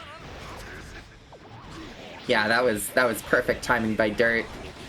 But Dingus still getting a chance here thanks to the dive kick. Can't flick this one. Yeah, it has to be normal. Oh no! Gives up the burst. Dingus with the big chance here. Oh, just caught him blocking. Yeah, what a bold risk as well, right? Because like if he messes that up, he also eats the explosion damage. Granted, not as much as Dirt would, but it's the perfect setup as well, where they're just kind of expecting like, okay, sure, we were both gonna block this out. Oh, nice backdash. Trying the normal throw to change the corner position here, but Dingus with a great super jump to get out. Knows that the game is won at the mid screen, but Dirt is in. Dingus either gonna hold this burst or let Dirt take this round. Still has a chance here. Gets in with the jump. Unfortunate slide head timing there. I don't know if he was doing some slight misinputs, especially to let that 6HS rock. No hammerfall behind it. It suspiciously looks like just like an error there on the buffer timing for the Hammerfall. And it's just those small mistakes that lets Dingus capitalize. And now with the set lead, and also one game on the final game here for Dingus, starting things off, already taking half health away from Dirt with the burst. Going to prompt his own burst just to cut the momentum short from Dingus. Nice hit though. Yeah, fantastic stuff. Yeah, Dingus has gone 4 games straight now. It's we had Dirt on a little bit of a momentum swing, but Dingus has done such a good job of just taking these games and closing them out at this point. Probably going to be able to close the round here? No, actually going for the knockdown. I kind of agree with that. That was a lot of guts. And the hammer actually gave a great assist here. Ooh. Donuts means he's got to fight a little bit more. Yeah, jackpot bomb. Ooh. I'm surprised that... I guess it's still one hit. I expected that to be multi-hit for some reason, but no. Jackpot bomb is also just one hit. Big 6HS to start things off with, pushing Dingus all the way into the corner. Quick check. Bring him to keep him just tied in there, but doesn't get the Hammerfall break punish, and that's a very painful missed opportunity. Yeah. This is a good chance for Dirt, catching the jump. A lot of meter to work with. Dingus was stuck in that corner for a little bit, so doesn't have any meter to work with. Easy work of that round. Dirt trying to keep this from a set closing out without one final game. That point for Dingus, so it's going to be a lot of work here from Dirt to bring into that final game situation. Already starting things off quite nicely. Has Dingus packed in the corner. So watch out for the bomb though, and tries to flick it, but this time mistimes it, and this is a very solid punish for Dingus. Immediately getting a lot of space control. Finds the throw just before the explosion, pushing him. And the slide at able to go through the scalpel. Very interesting. Ooh. 5D, both of these players ready to interact into one another. Dingus using the RC here. Dirt has a lot of mirror to work with. Gigantor. Doesn't get the heavenly! That's so fortunate for Dingus! Angle. Yeah, definitely very painful there, especially with the Goober coming down to make sure that they go back to the ground. No air shenanigans. Does find a pop buster, so it's a pretty good start. Has him knocked down right in front of him. Trying to glide on forward. Does catch him jumping away, but no full conversion. Ooh. Still though. Burst out from Dingus. The pop buster is not enough to kill just yet, but this is a really good spot, right? Has him trapped in the corner. Starts running this Hammerfall break pressure. The Mega Fist in. Good super jump by Dingus, trying to get out here. Doesn't have to rush it, but Dirt gets the touch on the ground. It's going to 4-4. One final game between these two. Ooh, oh my goodness. Okay. This is it. The final game. No more do-overs. Everything is going to be on the line now. And Dirt has stopped Dingus's momentum. Absolutely. But so it can go either way at this point. Some of these items are working out quite nicely there. Holds a bit of damage to begin with, immediately just gets all the food to generate it back up. And now just 2 back-to-back anti-air items. Somebody check Dingus PC. Yeah, he's activated the hacks for this final game. No meter, but the pot buster gonna give a lot of meter off of this combo. Great position for Dirt. Dingus with 100 meter. Super jump out. Potbuster once again. It's starting to look like the beginning again. Set point Dirt now. Yeah, definitely a great opportunity here. The burst gauge is pretty equal between the two, right? Dirt has his available, and Dingus not too far off from his own. As Dingus ramps up the pressure, starting things off pretty scarily, just going left and right. Stagger pressure. Does catch the Hammerfall armor, but not ready to be able to cancel into anything. Potbuster quickly equalizes the health totals, and what a call out by Dirt. He just has Dingus's number completely speed dialed in his phone. Yeah, fully grasping the dive kick. Dingus without burst. Only has about 50 mirror to work with. Nice block on the 5D. That's so hard to see off the Trishula, but Dingus was ready. 2D catching Dingus. The 5D doesn't work, and he doesn't match out a stagger. Dirt wins at 5-4. What a set. Great effort by Dingus. A fantastic run in the middle there, but Dirt keeping it tight at the end. Potemkin reigning supreme. It's just one of those things where, like, you start off so solid, which is really important because it gives you so much space to actually make mistakes, or not necessarily mistakes, but also your opponent is going to start adapting, and with that initial lead that you created, you have the time to sort of let them develop their plan, and then slowly see what they're doing, because like Dirt was so dominant to start things off, right? There wasn't really too many opportunities for Dingus to demonstrate what he's about. So with those comebacks that Dingus was starting to mount up, Dirt was seeing a lot more what was happening and able to make his counter adjustments to close it out and take the overall win. Yeah, it was fun to see. Like in the final game, both players still going for the cool stuff, like still trying to flick bombs, still trying to get the 5D. There's like, you can't be afraid in your final moments. You know, you gotta still fight boldly. Like there's a time to play conservatively, and then there's a time to still try to do stuff. But I think for Dirt, it worked out a little bit better just because he had the Potemkin life advantage. It's like if things don't work out for Potemkin, it's okay because he's still in on you. Yeah, I wonder how much information Leapfrog is trickling down into Dirt, because like the way Dirt was approaching a lot of these scary item situations is one of like it's the ethos of one of Leapfrog's favorite like slightly altered Potemkin quotes, which is fully commit to the mind games. Awesome. I think you gotta. We go Porkchop versus Trigger, and I'm interested to see what Porkchop's got cooked up, because, well, we got Stale Devil on these first to fives not too long ago, which is like one of the more chaotic soul bad guys in EU, which seems to be like, for me personally, I feel like that's prime inspiration for Porkchop. Oh my goodness. Yeah, nobody. Well, I was gonna say nobody quite moves like Porkchop, but Stale Devil certainly in a league of his own movement. But Porkchop, very fun to watch. I feel like we haven't seen her in a little bit. You know, she hasn't been at these Rookie Roman cancels recently. So excited to see what she does against Trigger. Trigger, more common in the burst of fives than the Rookie Roman cancel scene. It just comes to timing or just preferring longer sets, because that's completely viable as well. Yeah, you know, it's nobody. You don't have to enter RRC to do burst of five. We love to have anyone come play. But you do have to enter a Rookie Roman cancel to play in the brackets. It's mandatory. It says in the rules. Right. Trust me. Oh, nice block on the burst here, but doesn't have the dust loop. Still keeps the party running. Nothing stops Porkchop's. Not a little oopsie. You know, just happy little accents. This is the exact prime opportunity where your opponent is panicking, and that's when you just let a ride stamp rip. I mean, yeah, you know, if you're Soul, you're getting rewarded a lot off of funny trades, and we see that a lot in Porkchop's style of like, she gets the unexpected moves, and then right up there, run up DP. Nobody's blocking that. Nice wild throw here. It's all about the mind game, just like we were just talking about. It's nice beating out the dead angle. Still no dead. The dust loops are a little bit off at the moment, but Porkchop's got a lot of time to make it up here. Trying to keep the pressure going. Definitely come online, right? First to five, there's a lot of room for you to, you know, just get your early mistakes out of the way, and then just try to warm up, get locked in for later.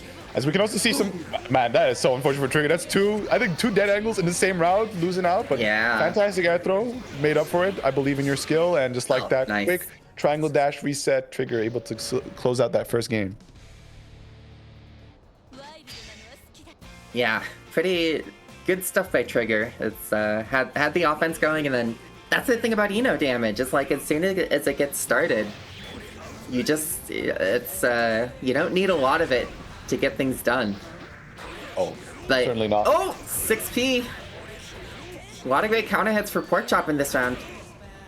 But they're all like very high hits, so she's just not getting the hits that she wants afterwards.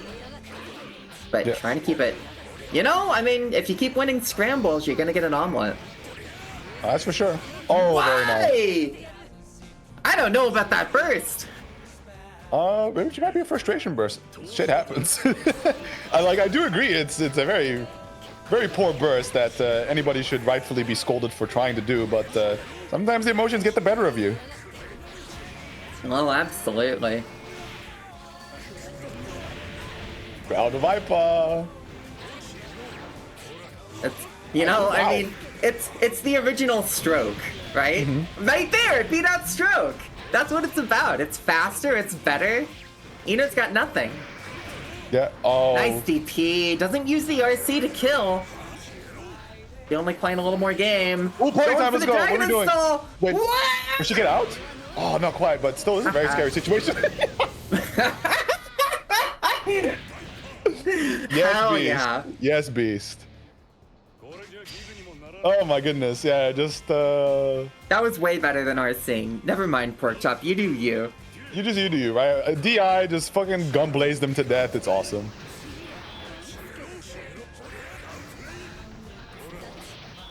Oh man. Another ground viper. Bigger. Wet and rock so far.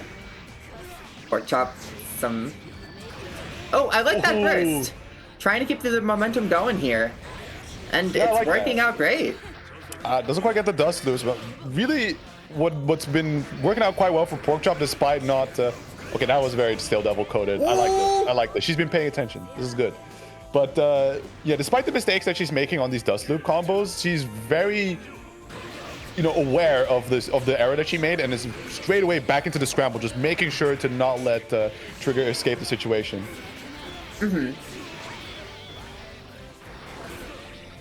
Yeah, it's Soul's got a lot of great buttons to do it. I think Ino's got some great air-to-airs, but Soul's also. I mean, the tough thing about Soul against Okizeme characters like this is that he's got a lot of great like mid-screen knockdowns, right? Yeah. So. Like her corner pressure's been amazing, but even if you get tagged in the mid screen, it can be such a situation. Good chance for Trigger here. Getting the overhead, Fortissimo. That's a quick round. No! Oh wow! Still gets it, but also wins the burst out from Porkchop. There's something in the air in this set where both of them are bursting on the last pixel. It's a very interesting phenomenon. I hope the ventilation makes sure that it clears out as we go on. Yeah, we gotta check the vents. We're gonna change the filters after this. Vented? Sus? Oh, 5D. Going for the airborne combo. Oh my god. Oh, nice.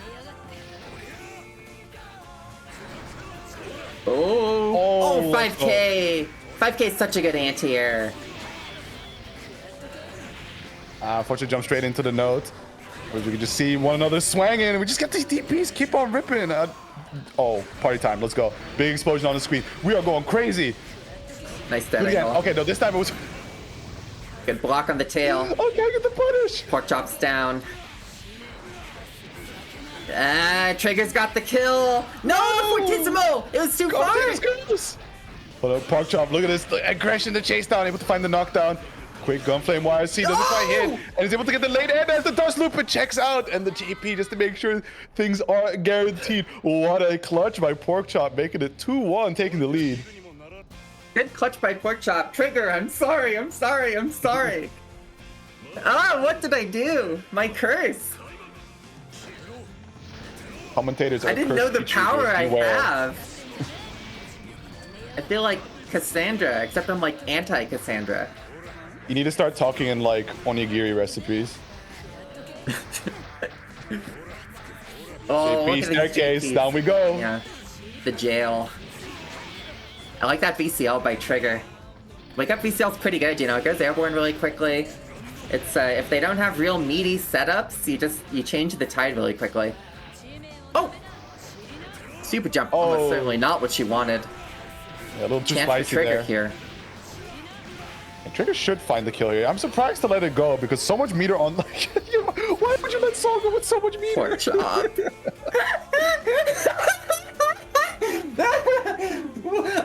I'm not sure what she was aiming for there.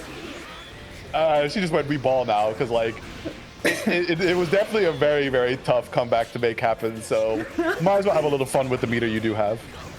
Yeah, I guess so. You can spend it how you want. Oh, good throw. Trigger getting the chance here. Oh! Oh, wow. Wait, what? Wow. Oh my god, we are just cheating now. Oh my goodness. What do we got? We go. Let's go. One. No! Just go for the PBB. Has the meter. Oh, can't get the Tyrant Rave off. Loses the meter. I mean, That knockdown was kind of clutch. Just send it to the underside of the screen to safely just uninstall. Yeah. Yeah, oh pretty my handy. goodness. Ah, there's a hit. Oh, what a riot, Stamp. But it's gonna be 2-2, sadly. 2-2. You know, the crazy thing is that this set's a little bit close. Like, it's Pork Chop can do this. And Trigger is also, like, I feel like Trigger's going to be...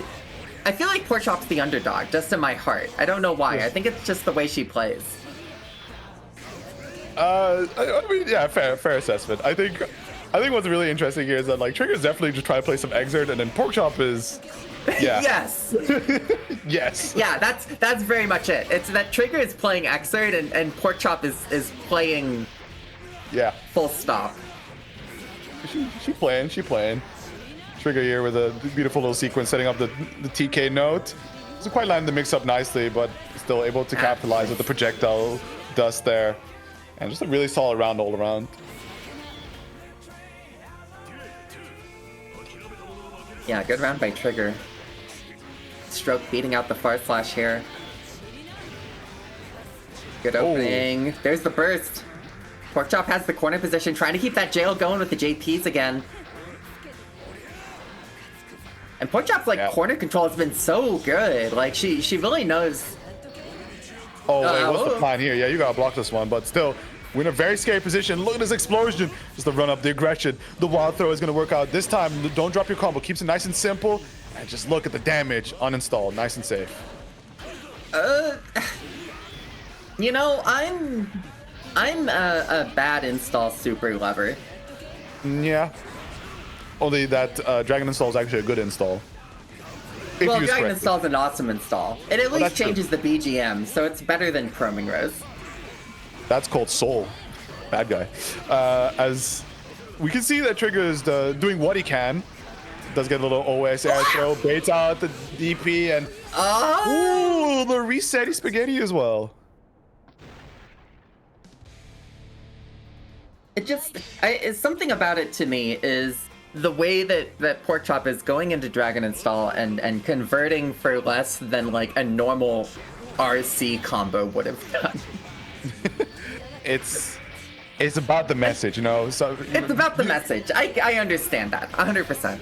New Jujutsu Kaisen season on, right? We can get to the TikTok edits for hype moments and aura, you know. So we just gotta get those Dragon installs for like sauce. Yeah, and of course when you know, I'm always rooting for Pork Chops, so. DPRC here, can't get the combo unfortunately. Yeah, let's go. Do it again. Okay, good, cool enough, right? Just run across the screen, why not? But finds the slight delay between the explosion and the right stamp the break, excuse me, to get the throw in between. Yeah, just really knows the timing there. 6P beating Fafnir. You know 6P is a great button. Oh, absolutely. Oh, no stroke on this one. The Gunflame, great equalizer. We're not going to be low profiling on the projectiles like we're used to. Ooh. Okay, I like the burst. Keep the momentum up, but unfortunately not able to jail Trigger back down to the ground. Gets a very tricky left-right off of that VCL.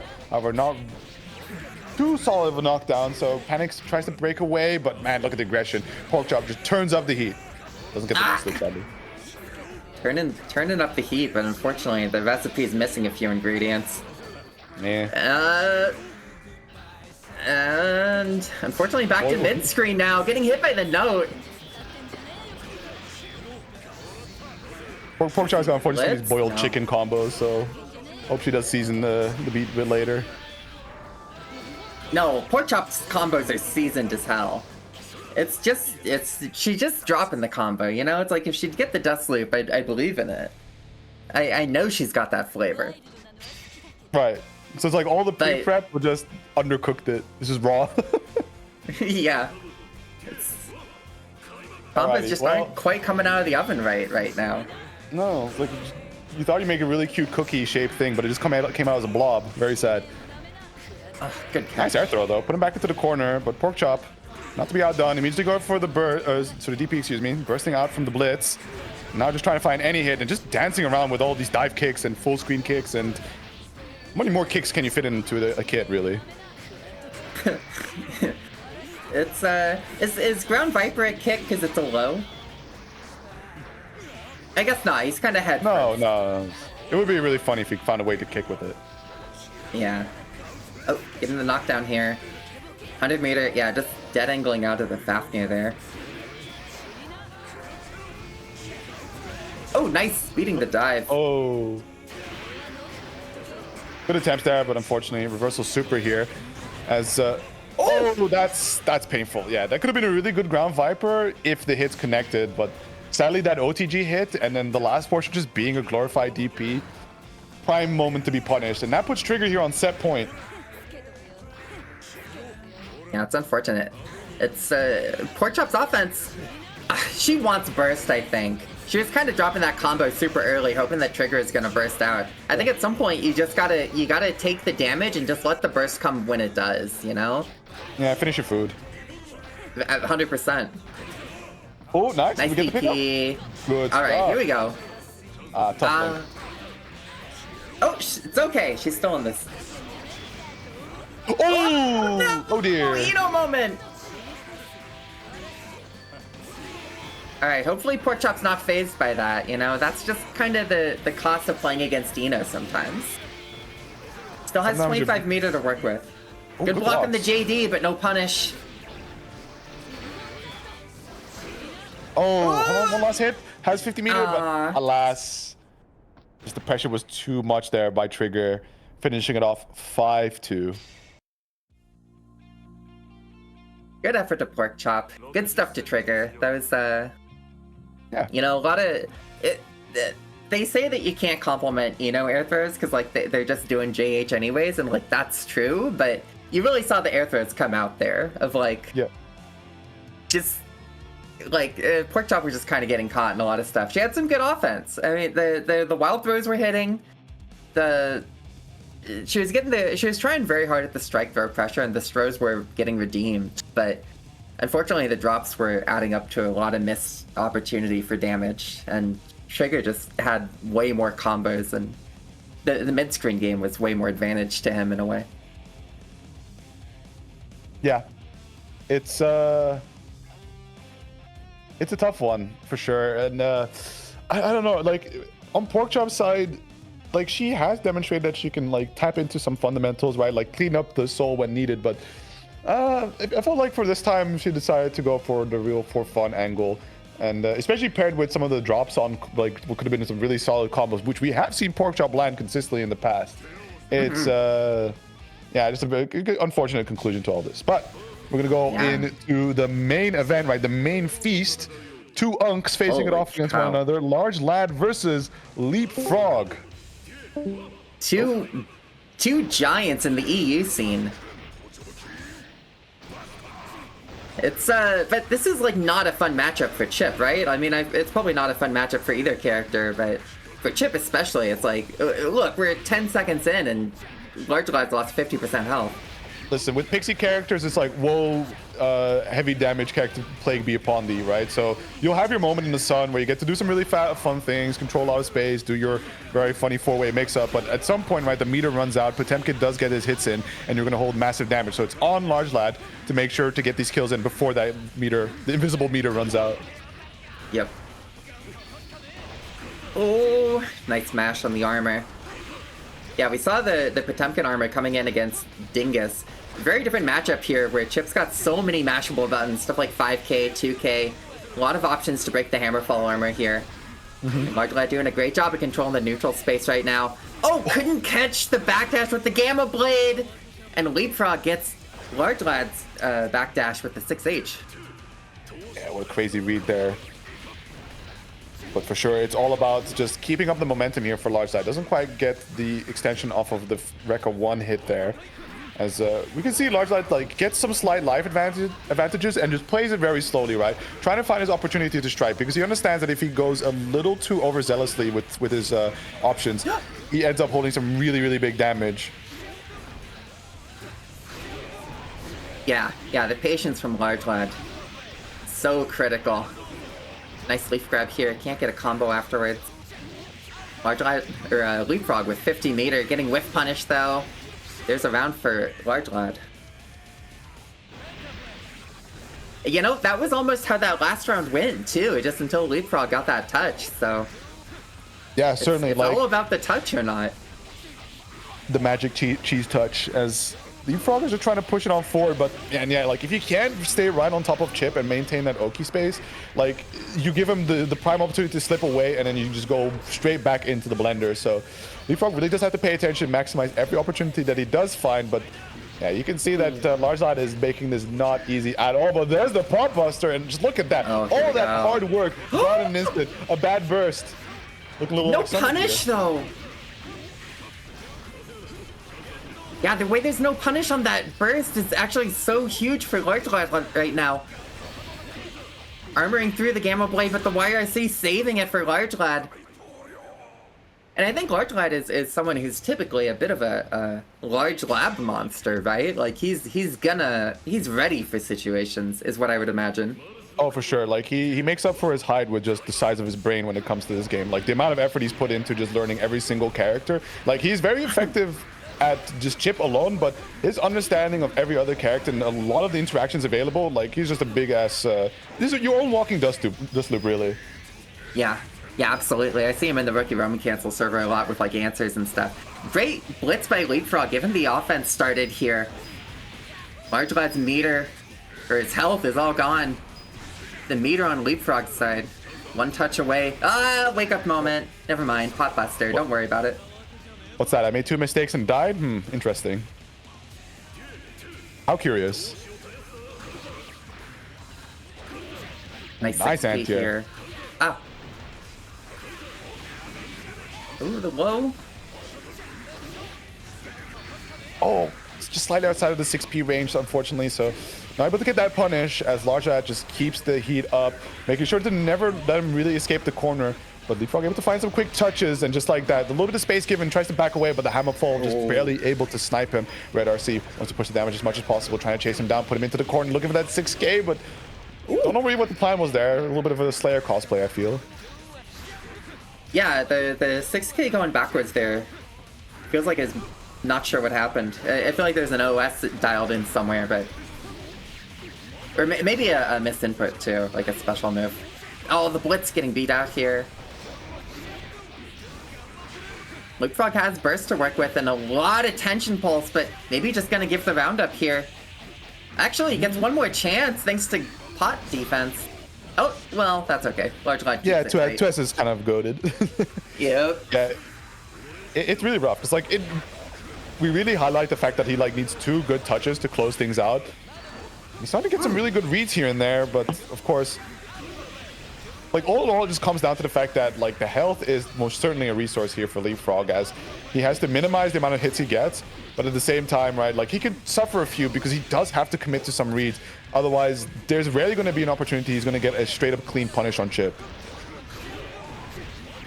Yeah, it is. Yeah, it's kind of funny. This is very much a health as a resource thing of like he's got to make some bets and just hope he's right. But he's betting his health with every single one of them. Gold burst from Large Lad. Maybe chasing for the air throw, unable to get it. Oh, RC's collide. Leapfrog winning out. Large Lad going for the backdashes here, trying to make some room for the Gammas. Trishula, but no combo. Yeah, Trishula very awkward to combo indeed, and it was for sure a solid read, and I think Leapfrog was really hoping it would kill, but the IBs on the jump in there just set up for the pop buster. Very nicely done. Like at the very least, there's going to be situations like that Leapfrog can create by IBing, especially when Large Lad goes for like not a true staircase. So JH does hit twice, but it isn't sufficient to be able to cleanly go into a grounded pressure string if the normal gets IB'd on both hits. Right. Yeah, those IBs were so big for Leapfrog because like JH into a landing 5k can be so big for Chip, but Leapfrog making that gap opening with the IBs and then going into the pot buster before Large Lad has a chance to do anything else. Very rewarding to go 1-1. And now another great corner position. Gonna be a huge punch on the beta blade. No, dropped it. Yeah, that would have been really, really significant there for Leapfrog to be able to get that Hammerfall to connect an RC for the finisher. And now Large Lad with an opportunity, right, can only Yeah, I was going to say, has one mistake left to him, and immediately just a hard call out, the Blitz. Blitz is a very interesting tool into chip, of course, because you still deal with high-low 50-50s, but you sort of have the possible mix-ups on chip's end, because one of the more threatening things he has is, of course, the left-rights next to just being able to high-low. Yeah, the low blitz there, and especially firm call that worked out. That corner mix-up can be so tricky with the left-right, high-low, every which way. Blitz still great there, but low blitz is always a very high commit option. Worked out great for Leapfrog. Trying to get the combo here. Gets the pot buster. That's 2-1. You can see from Leapfrog's end, right? Like 6K blocked into Hammerfall break and then the patience. Because he's really expecting some kind of response from Large Light. Almost like, yeah, I know I'm too minus here to actually continue my pressure. And you should know this to be able to press something from it. But at the same time, Large Light is definitely looking to not press too late and end up in the strike invuln of Pot Buster. Right. Yeah, it's a tricky thing for Large Lad here to be like he's gotta get those hits in, but he can't like overcommit to things. So then when he's waiting out a little bit too long, it works out in Leapfrog's favor. Ornaments here, nice IDs again. Yeah, fantastic stuff. And just like that, we're gonna go into the wall combo, the Trishul extension. All this for a Pot Buster is ridiculous. And the burst heavenly, not gonna be enough to kill, but oh wait, never mind, the stun is, that'll do it. Okay, yeah, that's cool. That was awesome. Oh my god, off a Pot Buster too. I was expecting like, yeah, you do something spicy, but no. 2 shoulder checks into the Trishula, man. Yeah, Potemkin's ability to stun some of the lower stun cast and to blow up pixies is undisputed. He's very fantastic. Great catch on the teleport here. Large Lad once again with that life lead. Gonna get a stun here. Oh no, dropped it. Yeah, I missed that last stab, but definitely you had the right idea with that Giganta being mixed into between the combo to really rack up the invisible stun meter. Yeah, Large Lad with a chance now there. Teleport YRC, corner the other way. Nice IAD combo. Yeah, and Leapfrog just lets that one go. He says like, you know what? Good try from me. Little execution error. I'm gonna hang on to this burst for the final round of game 4. However, it gets baited out, and this is Large Lad keeping up the pressure, just crazy mix-ups. But not able to get that Rekka one hit. I think Potemkin might just be slightly too heavyweight for that type of extension because he's looking for that 5P jump install 2H pickup. Right. Yeah. Some of those super heavy combos can be so hard. It's trying to gold burst. Large Lad, going for the Yomi level 3 stuff of like, oh, I'm minus here, let me gold burst. But Leapfrog keeping it tight. So now Large Lad without burst. Neither player without burst in this final round. Also without meter. But the 2H getting started for Large Lad here. Welcome back to the corner, Leapfrog. But you're back out. And won the air throw exchange. Good chance for Leapfrog. But they gotta connect. There it is. Yeah, exactly the plan from Large Lad, right? Just needs that final touch to finish things off with, and understanding that like he does have a lot of priority with the mix-ups that he's running, but he is running a risk every time with the sort of the gambles that Leapfrog can take, as well as some of the just like cleaner Xrd fundamentals like being jump-ins to be able to set for Pot Busters. So play from a range, go from your longer normals, and once in a while just use your really fancy projectile. Yeah, use the projectile, because as soon as you're in on Potemkin, this is happening. Oosh. Big checks right now. PRC wants to be safe, doesn't want to hold too much damage. Nice check. The 2D needs one Pot Buster or a few more hits to close out this round.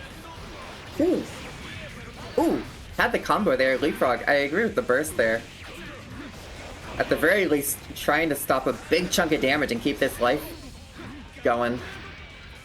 Yeah, especially if he's able to take this round here. ICPM. Oh, okay, the burst from Large Lad, very interesting. But with that air throw and beating out that blitz, he does make for a pretty solid situation here. Does put him back to the mid screen, just pushing for the damage. Does find the mix-up, finds the reset, and it's going to work out. The burst gambit is going to be rewarded here as Large Lad takes that first round.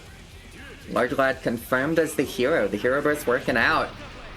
Oh, nice backdash on the Mega Fist there. Or baiting out the Beta Blade after the Mega Fist. And once again, a good chunk of health loss from Large Lad in these first 10 seconds. Meaty 5k, a lot of solid damage here, but you know, Leapfrog isn't out of the woods yet. But with that counter hit confirmed, it will be just that. Leapfrog's tearing the whole woods down. He's making a lumber camp. Oh, teleport. Oh. Early burst from Large Lad just to keep this corner pressure going. Oh, these IBs into the FD. Leapfrog's like trying to get out here. Yeah, but no escape. It's very scary as well. I do appreciate that Large Lad decided to retreat. He's like, whoa, this is getting a little too spicy for my flavor. Oh, what a great, that Alpha Blade. Large Lad got hit on the approach afterwards, but going for the JH into Alpha Blade beat out the Potbuster attempt that Leapfrog's going for, you know. Having the answer to Leapfrog's setup is going to be so important as this set goes on. And now getting the chance with the Mecha 3. Not able to kill? What? Hold on, no, Guts Crush, that should be the kill there. I'm a liar. Great combo. Oh my goodness. Yeah, Leapfrog was just so close to jumping away, but there it comes. The stanky leg to bring him back down. And of course, the RC for the perfect extension there. So Large Lad taking the lead in the set. So we do got ourselves a real good back and forth so far between these two. Yeah, we got ourselves a real ass set right now. Amen. Leapfrog caught on the close the throw. Oh! Large Lad just kind of swinging right now. Whiff punish the Trishula, trying to bring that burst out. Gamma YRC giving him a lot of chance to beat out the armor. Oh! Nice adjustment. Oh, wow! He tries to backdash the command grab, but it's... I don't know if it has that much startup or it's that active, but it's able to catch that very last frame where the backdash is vulnerable. And Large Lad just demonstrating how in control he can be, as Leapfrog does attempt to interact here and there, but just, you know, it happens. You just make consistent poor decisions, but once in a while you make a good decision and you're rewarded with a really, really big Potbuster. Yeah, it's funny how weighted this matchup feels in terms of damage right now. Leapfrog with an easy round, 15 seconds, 50 meter, no problem. It's rounds like that make you forget, like the way Large Lad is working in this matchup is so crazy. Yeah, absolutely. Like, you think with Chip, it's like, wow, he got a lot of movement around him, options around him. He's so fast. He's really cool. And the Lumbering Giant has no chances at all. But Large Lad has to play ever so careful at the same time because, like, yeah, a couple mistakes and just vaporized. Yeah. Good touch. And the IVs once again. Wow! Beat out the Leaf Grab! But unfortunately, Leapfrog's offense doesn't get to keep going afterwards. Large Lad just unstoppable right now. Do we see another Guts Crush? Yeah, I think this is it. Oh yeah. I respect it from Leapfrog, right? Just see if Large Lad has it, but this guy's just holding back through it all. Yeah, there's kind of strings, you know. I mean, like I said, I'm on the side of don't die wondering. You gotta, if you have a burst, you gotta be like, I'm gonna use it. I'm gonna see if it happens. I will test them. I'm not just gonna let them get away with this. Yeah, but I definitely agree with that. Ooh, okay, nice little pickup there. Large Lad is the best for a reason, I guess. Or one of the best. True. Ah, man, the Gamma Blade and then the RC to slow it down. Just getting a clean hit through the Hammerfall. And I like the random checks from Leapfrog to just go for Trishula, hoping that Large Lad might teleport in. But at the same time, like, Large Lad has definitely been a lot more restrained with just simply teleporting unless he's able to get the knockdown first. But JD counter hit, gonna set up for some nice damage. What's the mix? Just gonna get out with the Heavenly. Yeah, it just gets out. Oh, and a good knockdown with the Hammerfall there, but the backdash from Chip. Yeah, it's so hard. The stuff like the Trishula, it's like we said, Leapfrog's gotta be the one making the guesses here. And unfortunately, right there, the Trishula doesn't work out. Large Lad on set point now with the great punish. It's, you know, if Large Lad's not going to go in like that, it's like Leapfrog's just got to find something else. Good Buster after the JD. Data Blade wants to not let any sort of momentum go over to Leapfrog freely. As we can see him just trying to dance around, find an opportunity to just get his pressure started. But there it is, the YRC Hammerfall. Going to scale the damage, unfortunately, but that does put Leapfrog probably one solid guess away. But yeah, oh wow. Oh, the overhead. The visual effects on Ryu Yanagi. Oh, catching the 5P. Might be able to kill you. No, it doesn't quite get the JP there to start the extended guts crush sequence. Almost catching it, but hold on. Chance here for Leapfrog, but with the extend, he does send him full screen, which is a little bit painful for him to approach. Tries to slide head, just see maybe if he can get that hit. Run up Gorbers, that's a lot of meter to be scared of. And the air blitz attempt, just hoping maybe. But you know with the YRC from Chip, he's going to come up there to just air throw you. That is the 5-2 finish for Large Lad. Good stuff to Large Lad. Just, you know, also great stuff to Leapfrog. What a fun set to watch. You know, Leapfrog had the touches, but Large Lad, unbeatable neutral navigation, and just had all those little paper cut hits that added up to a lot of victories. And Leapfrog's bets on the guesses and a lot of Trishulas and stuff just weren't working out. And it's also like, as soon as Chip has 25 meter for Gamma YRC, like Hammerfall just got invalidated. Yeah, it was a lot of opportunities. For Large Lad indeed with the Gamma YRC, like you said, but at the same time, I think we saw a couple burst baits come from it. Like, it's a very scary situation to randomly get tagged by Gamma, and just for Large Lad to observe that some of his normals just whiff through the Gamma situation, I mean, like priming his attention, like, oh, here comes the burst, is just one of those things to really put Leapfrog in just a spiraling negative situation, because next they're just taking the committal reads here and there to interrupt his pressure and find an opportunity to get some damage rolling. The burst is the one clean reset of like, okay, let's try that all over again, as this corner situation, holding this pressure sucks. Yep. Wow. We did it! We're through it. Somehow that was only 2 hours, you know? I thought we were gonna go longer because we had the little undercard and the main card. But we're just over sets. 2 hours. Some fantastic sets, yeah. Certainly. Good give Burst 5 this week. In the books. That's right. Yeah, very good. Thanks everybody who played. Thanks everybody who signed up. A lot of signups this week. Thank you very much for that. Sorry to everybody who didn't get on. I'll try and make sure you're on next time you sign up. Thank you to everybody who watched. I think I said that one already. Thank you to my wonderful commentators. Is there anything you would like to promote today? From my side, not too much going on. Well, Zero Fundamentals is running GGXrd during Frosty Faust's weekend, so anybody in the EU that isn't making the trek over the pond, you might be interested to go to the Netherlands, play with well, Leapfrog will be there, right? You get to see Leapfrog, meet the famous pot himself. Yeah, so there's definitely something to look out for there. In terms of other stuff happening, try to join in on Salty if you can, if you want to play against the likes of some of the more experienced GGXrd players more regularly. We do see a few of you there, so definitely appreciate the rookie Roman Cancels players that make it over. You know, you do not go unnoticed. I think last time it was Dirt, Marks, and Flow State, so thank you very much for attending. And yeah, shout out to Marks for getting 5th at the last. Yeah, that was definitely a very killer performance from Marks.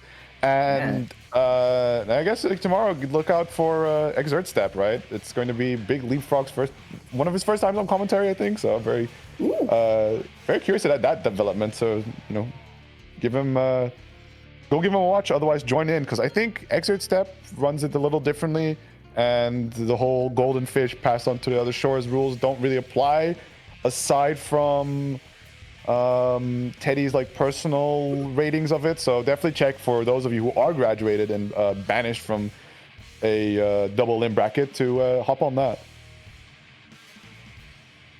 Yeah, that's GGXrd Step tomorrow. That's Teddy's the beginner bracket that he's doing. GGXrd Step Exchange, I think, is the EU one. That's over at Teddy Treebark, or Treebark Ted, I think is the Twitch channel. But awesome. I got nothing to plug. I don't know. Frosty Fastings, end of the month. It's only 2 weeks away, you guys. Come say hi, come see us. You know, if you're in RSC, come get in the group photo. Come play games with me. I want to play games with people. Yeah, I want to play games with people. My schedule. All three of us will be there. I think I'll just say it like that. Yeah. We're gonna play some Blaze Blue, surely, right? Right, Lex, right? Oh god. You want me to fucking injure my other hand? Nah, man. Nah. For RRC next week, same time as usual, rookie Roman cancel. The beginner intermediate bracket for players with less than 150 milliseconds to Germany. You can find that in the Discord. The sign-up link is not up yet, but it will be within the next couple of days. And then the week after that, we are off for Frosty, and then the week after that will be another rookie Roman cancel. And that's pretty much it for us, I believe. That's it. I think so. I think I got some spreadsheets to fill out. We love data. Your favorite thing. All right. We'll see you next week for rookie Roman cancel. Bye. Peace. Goodbye.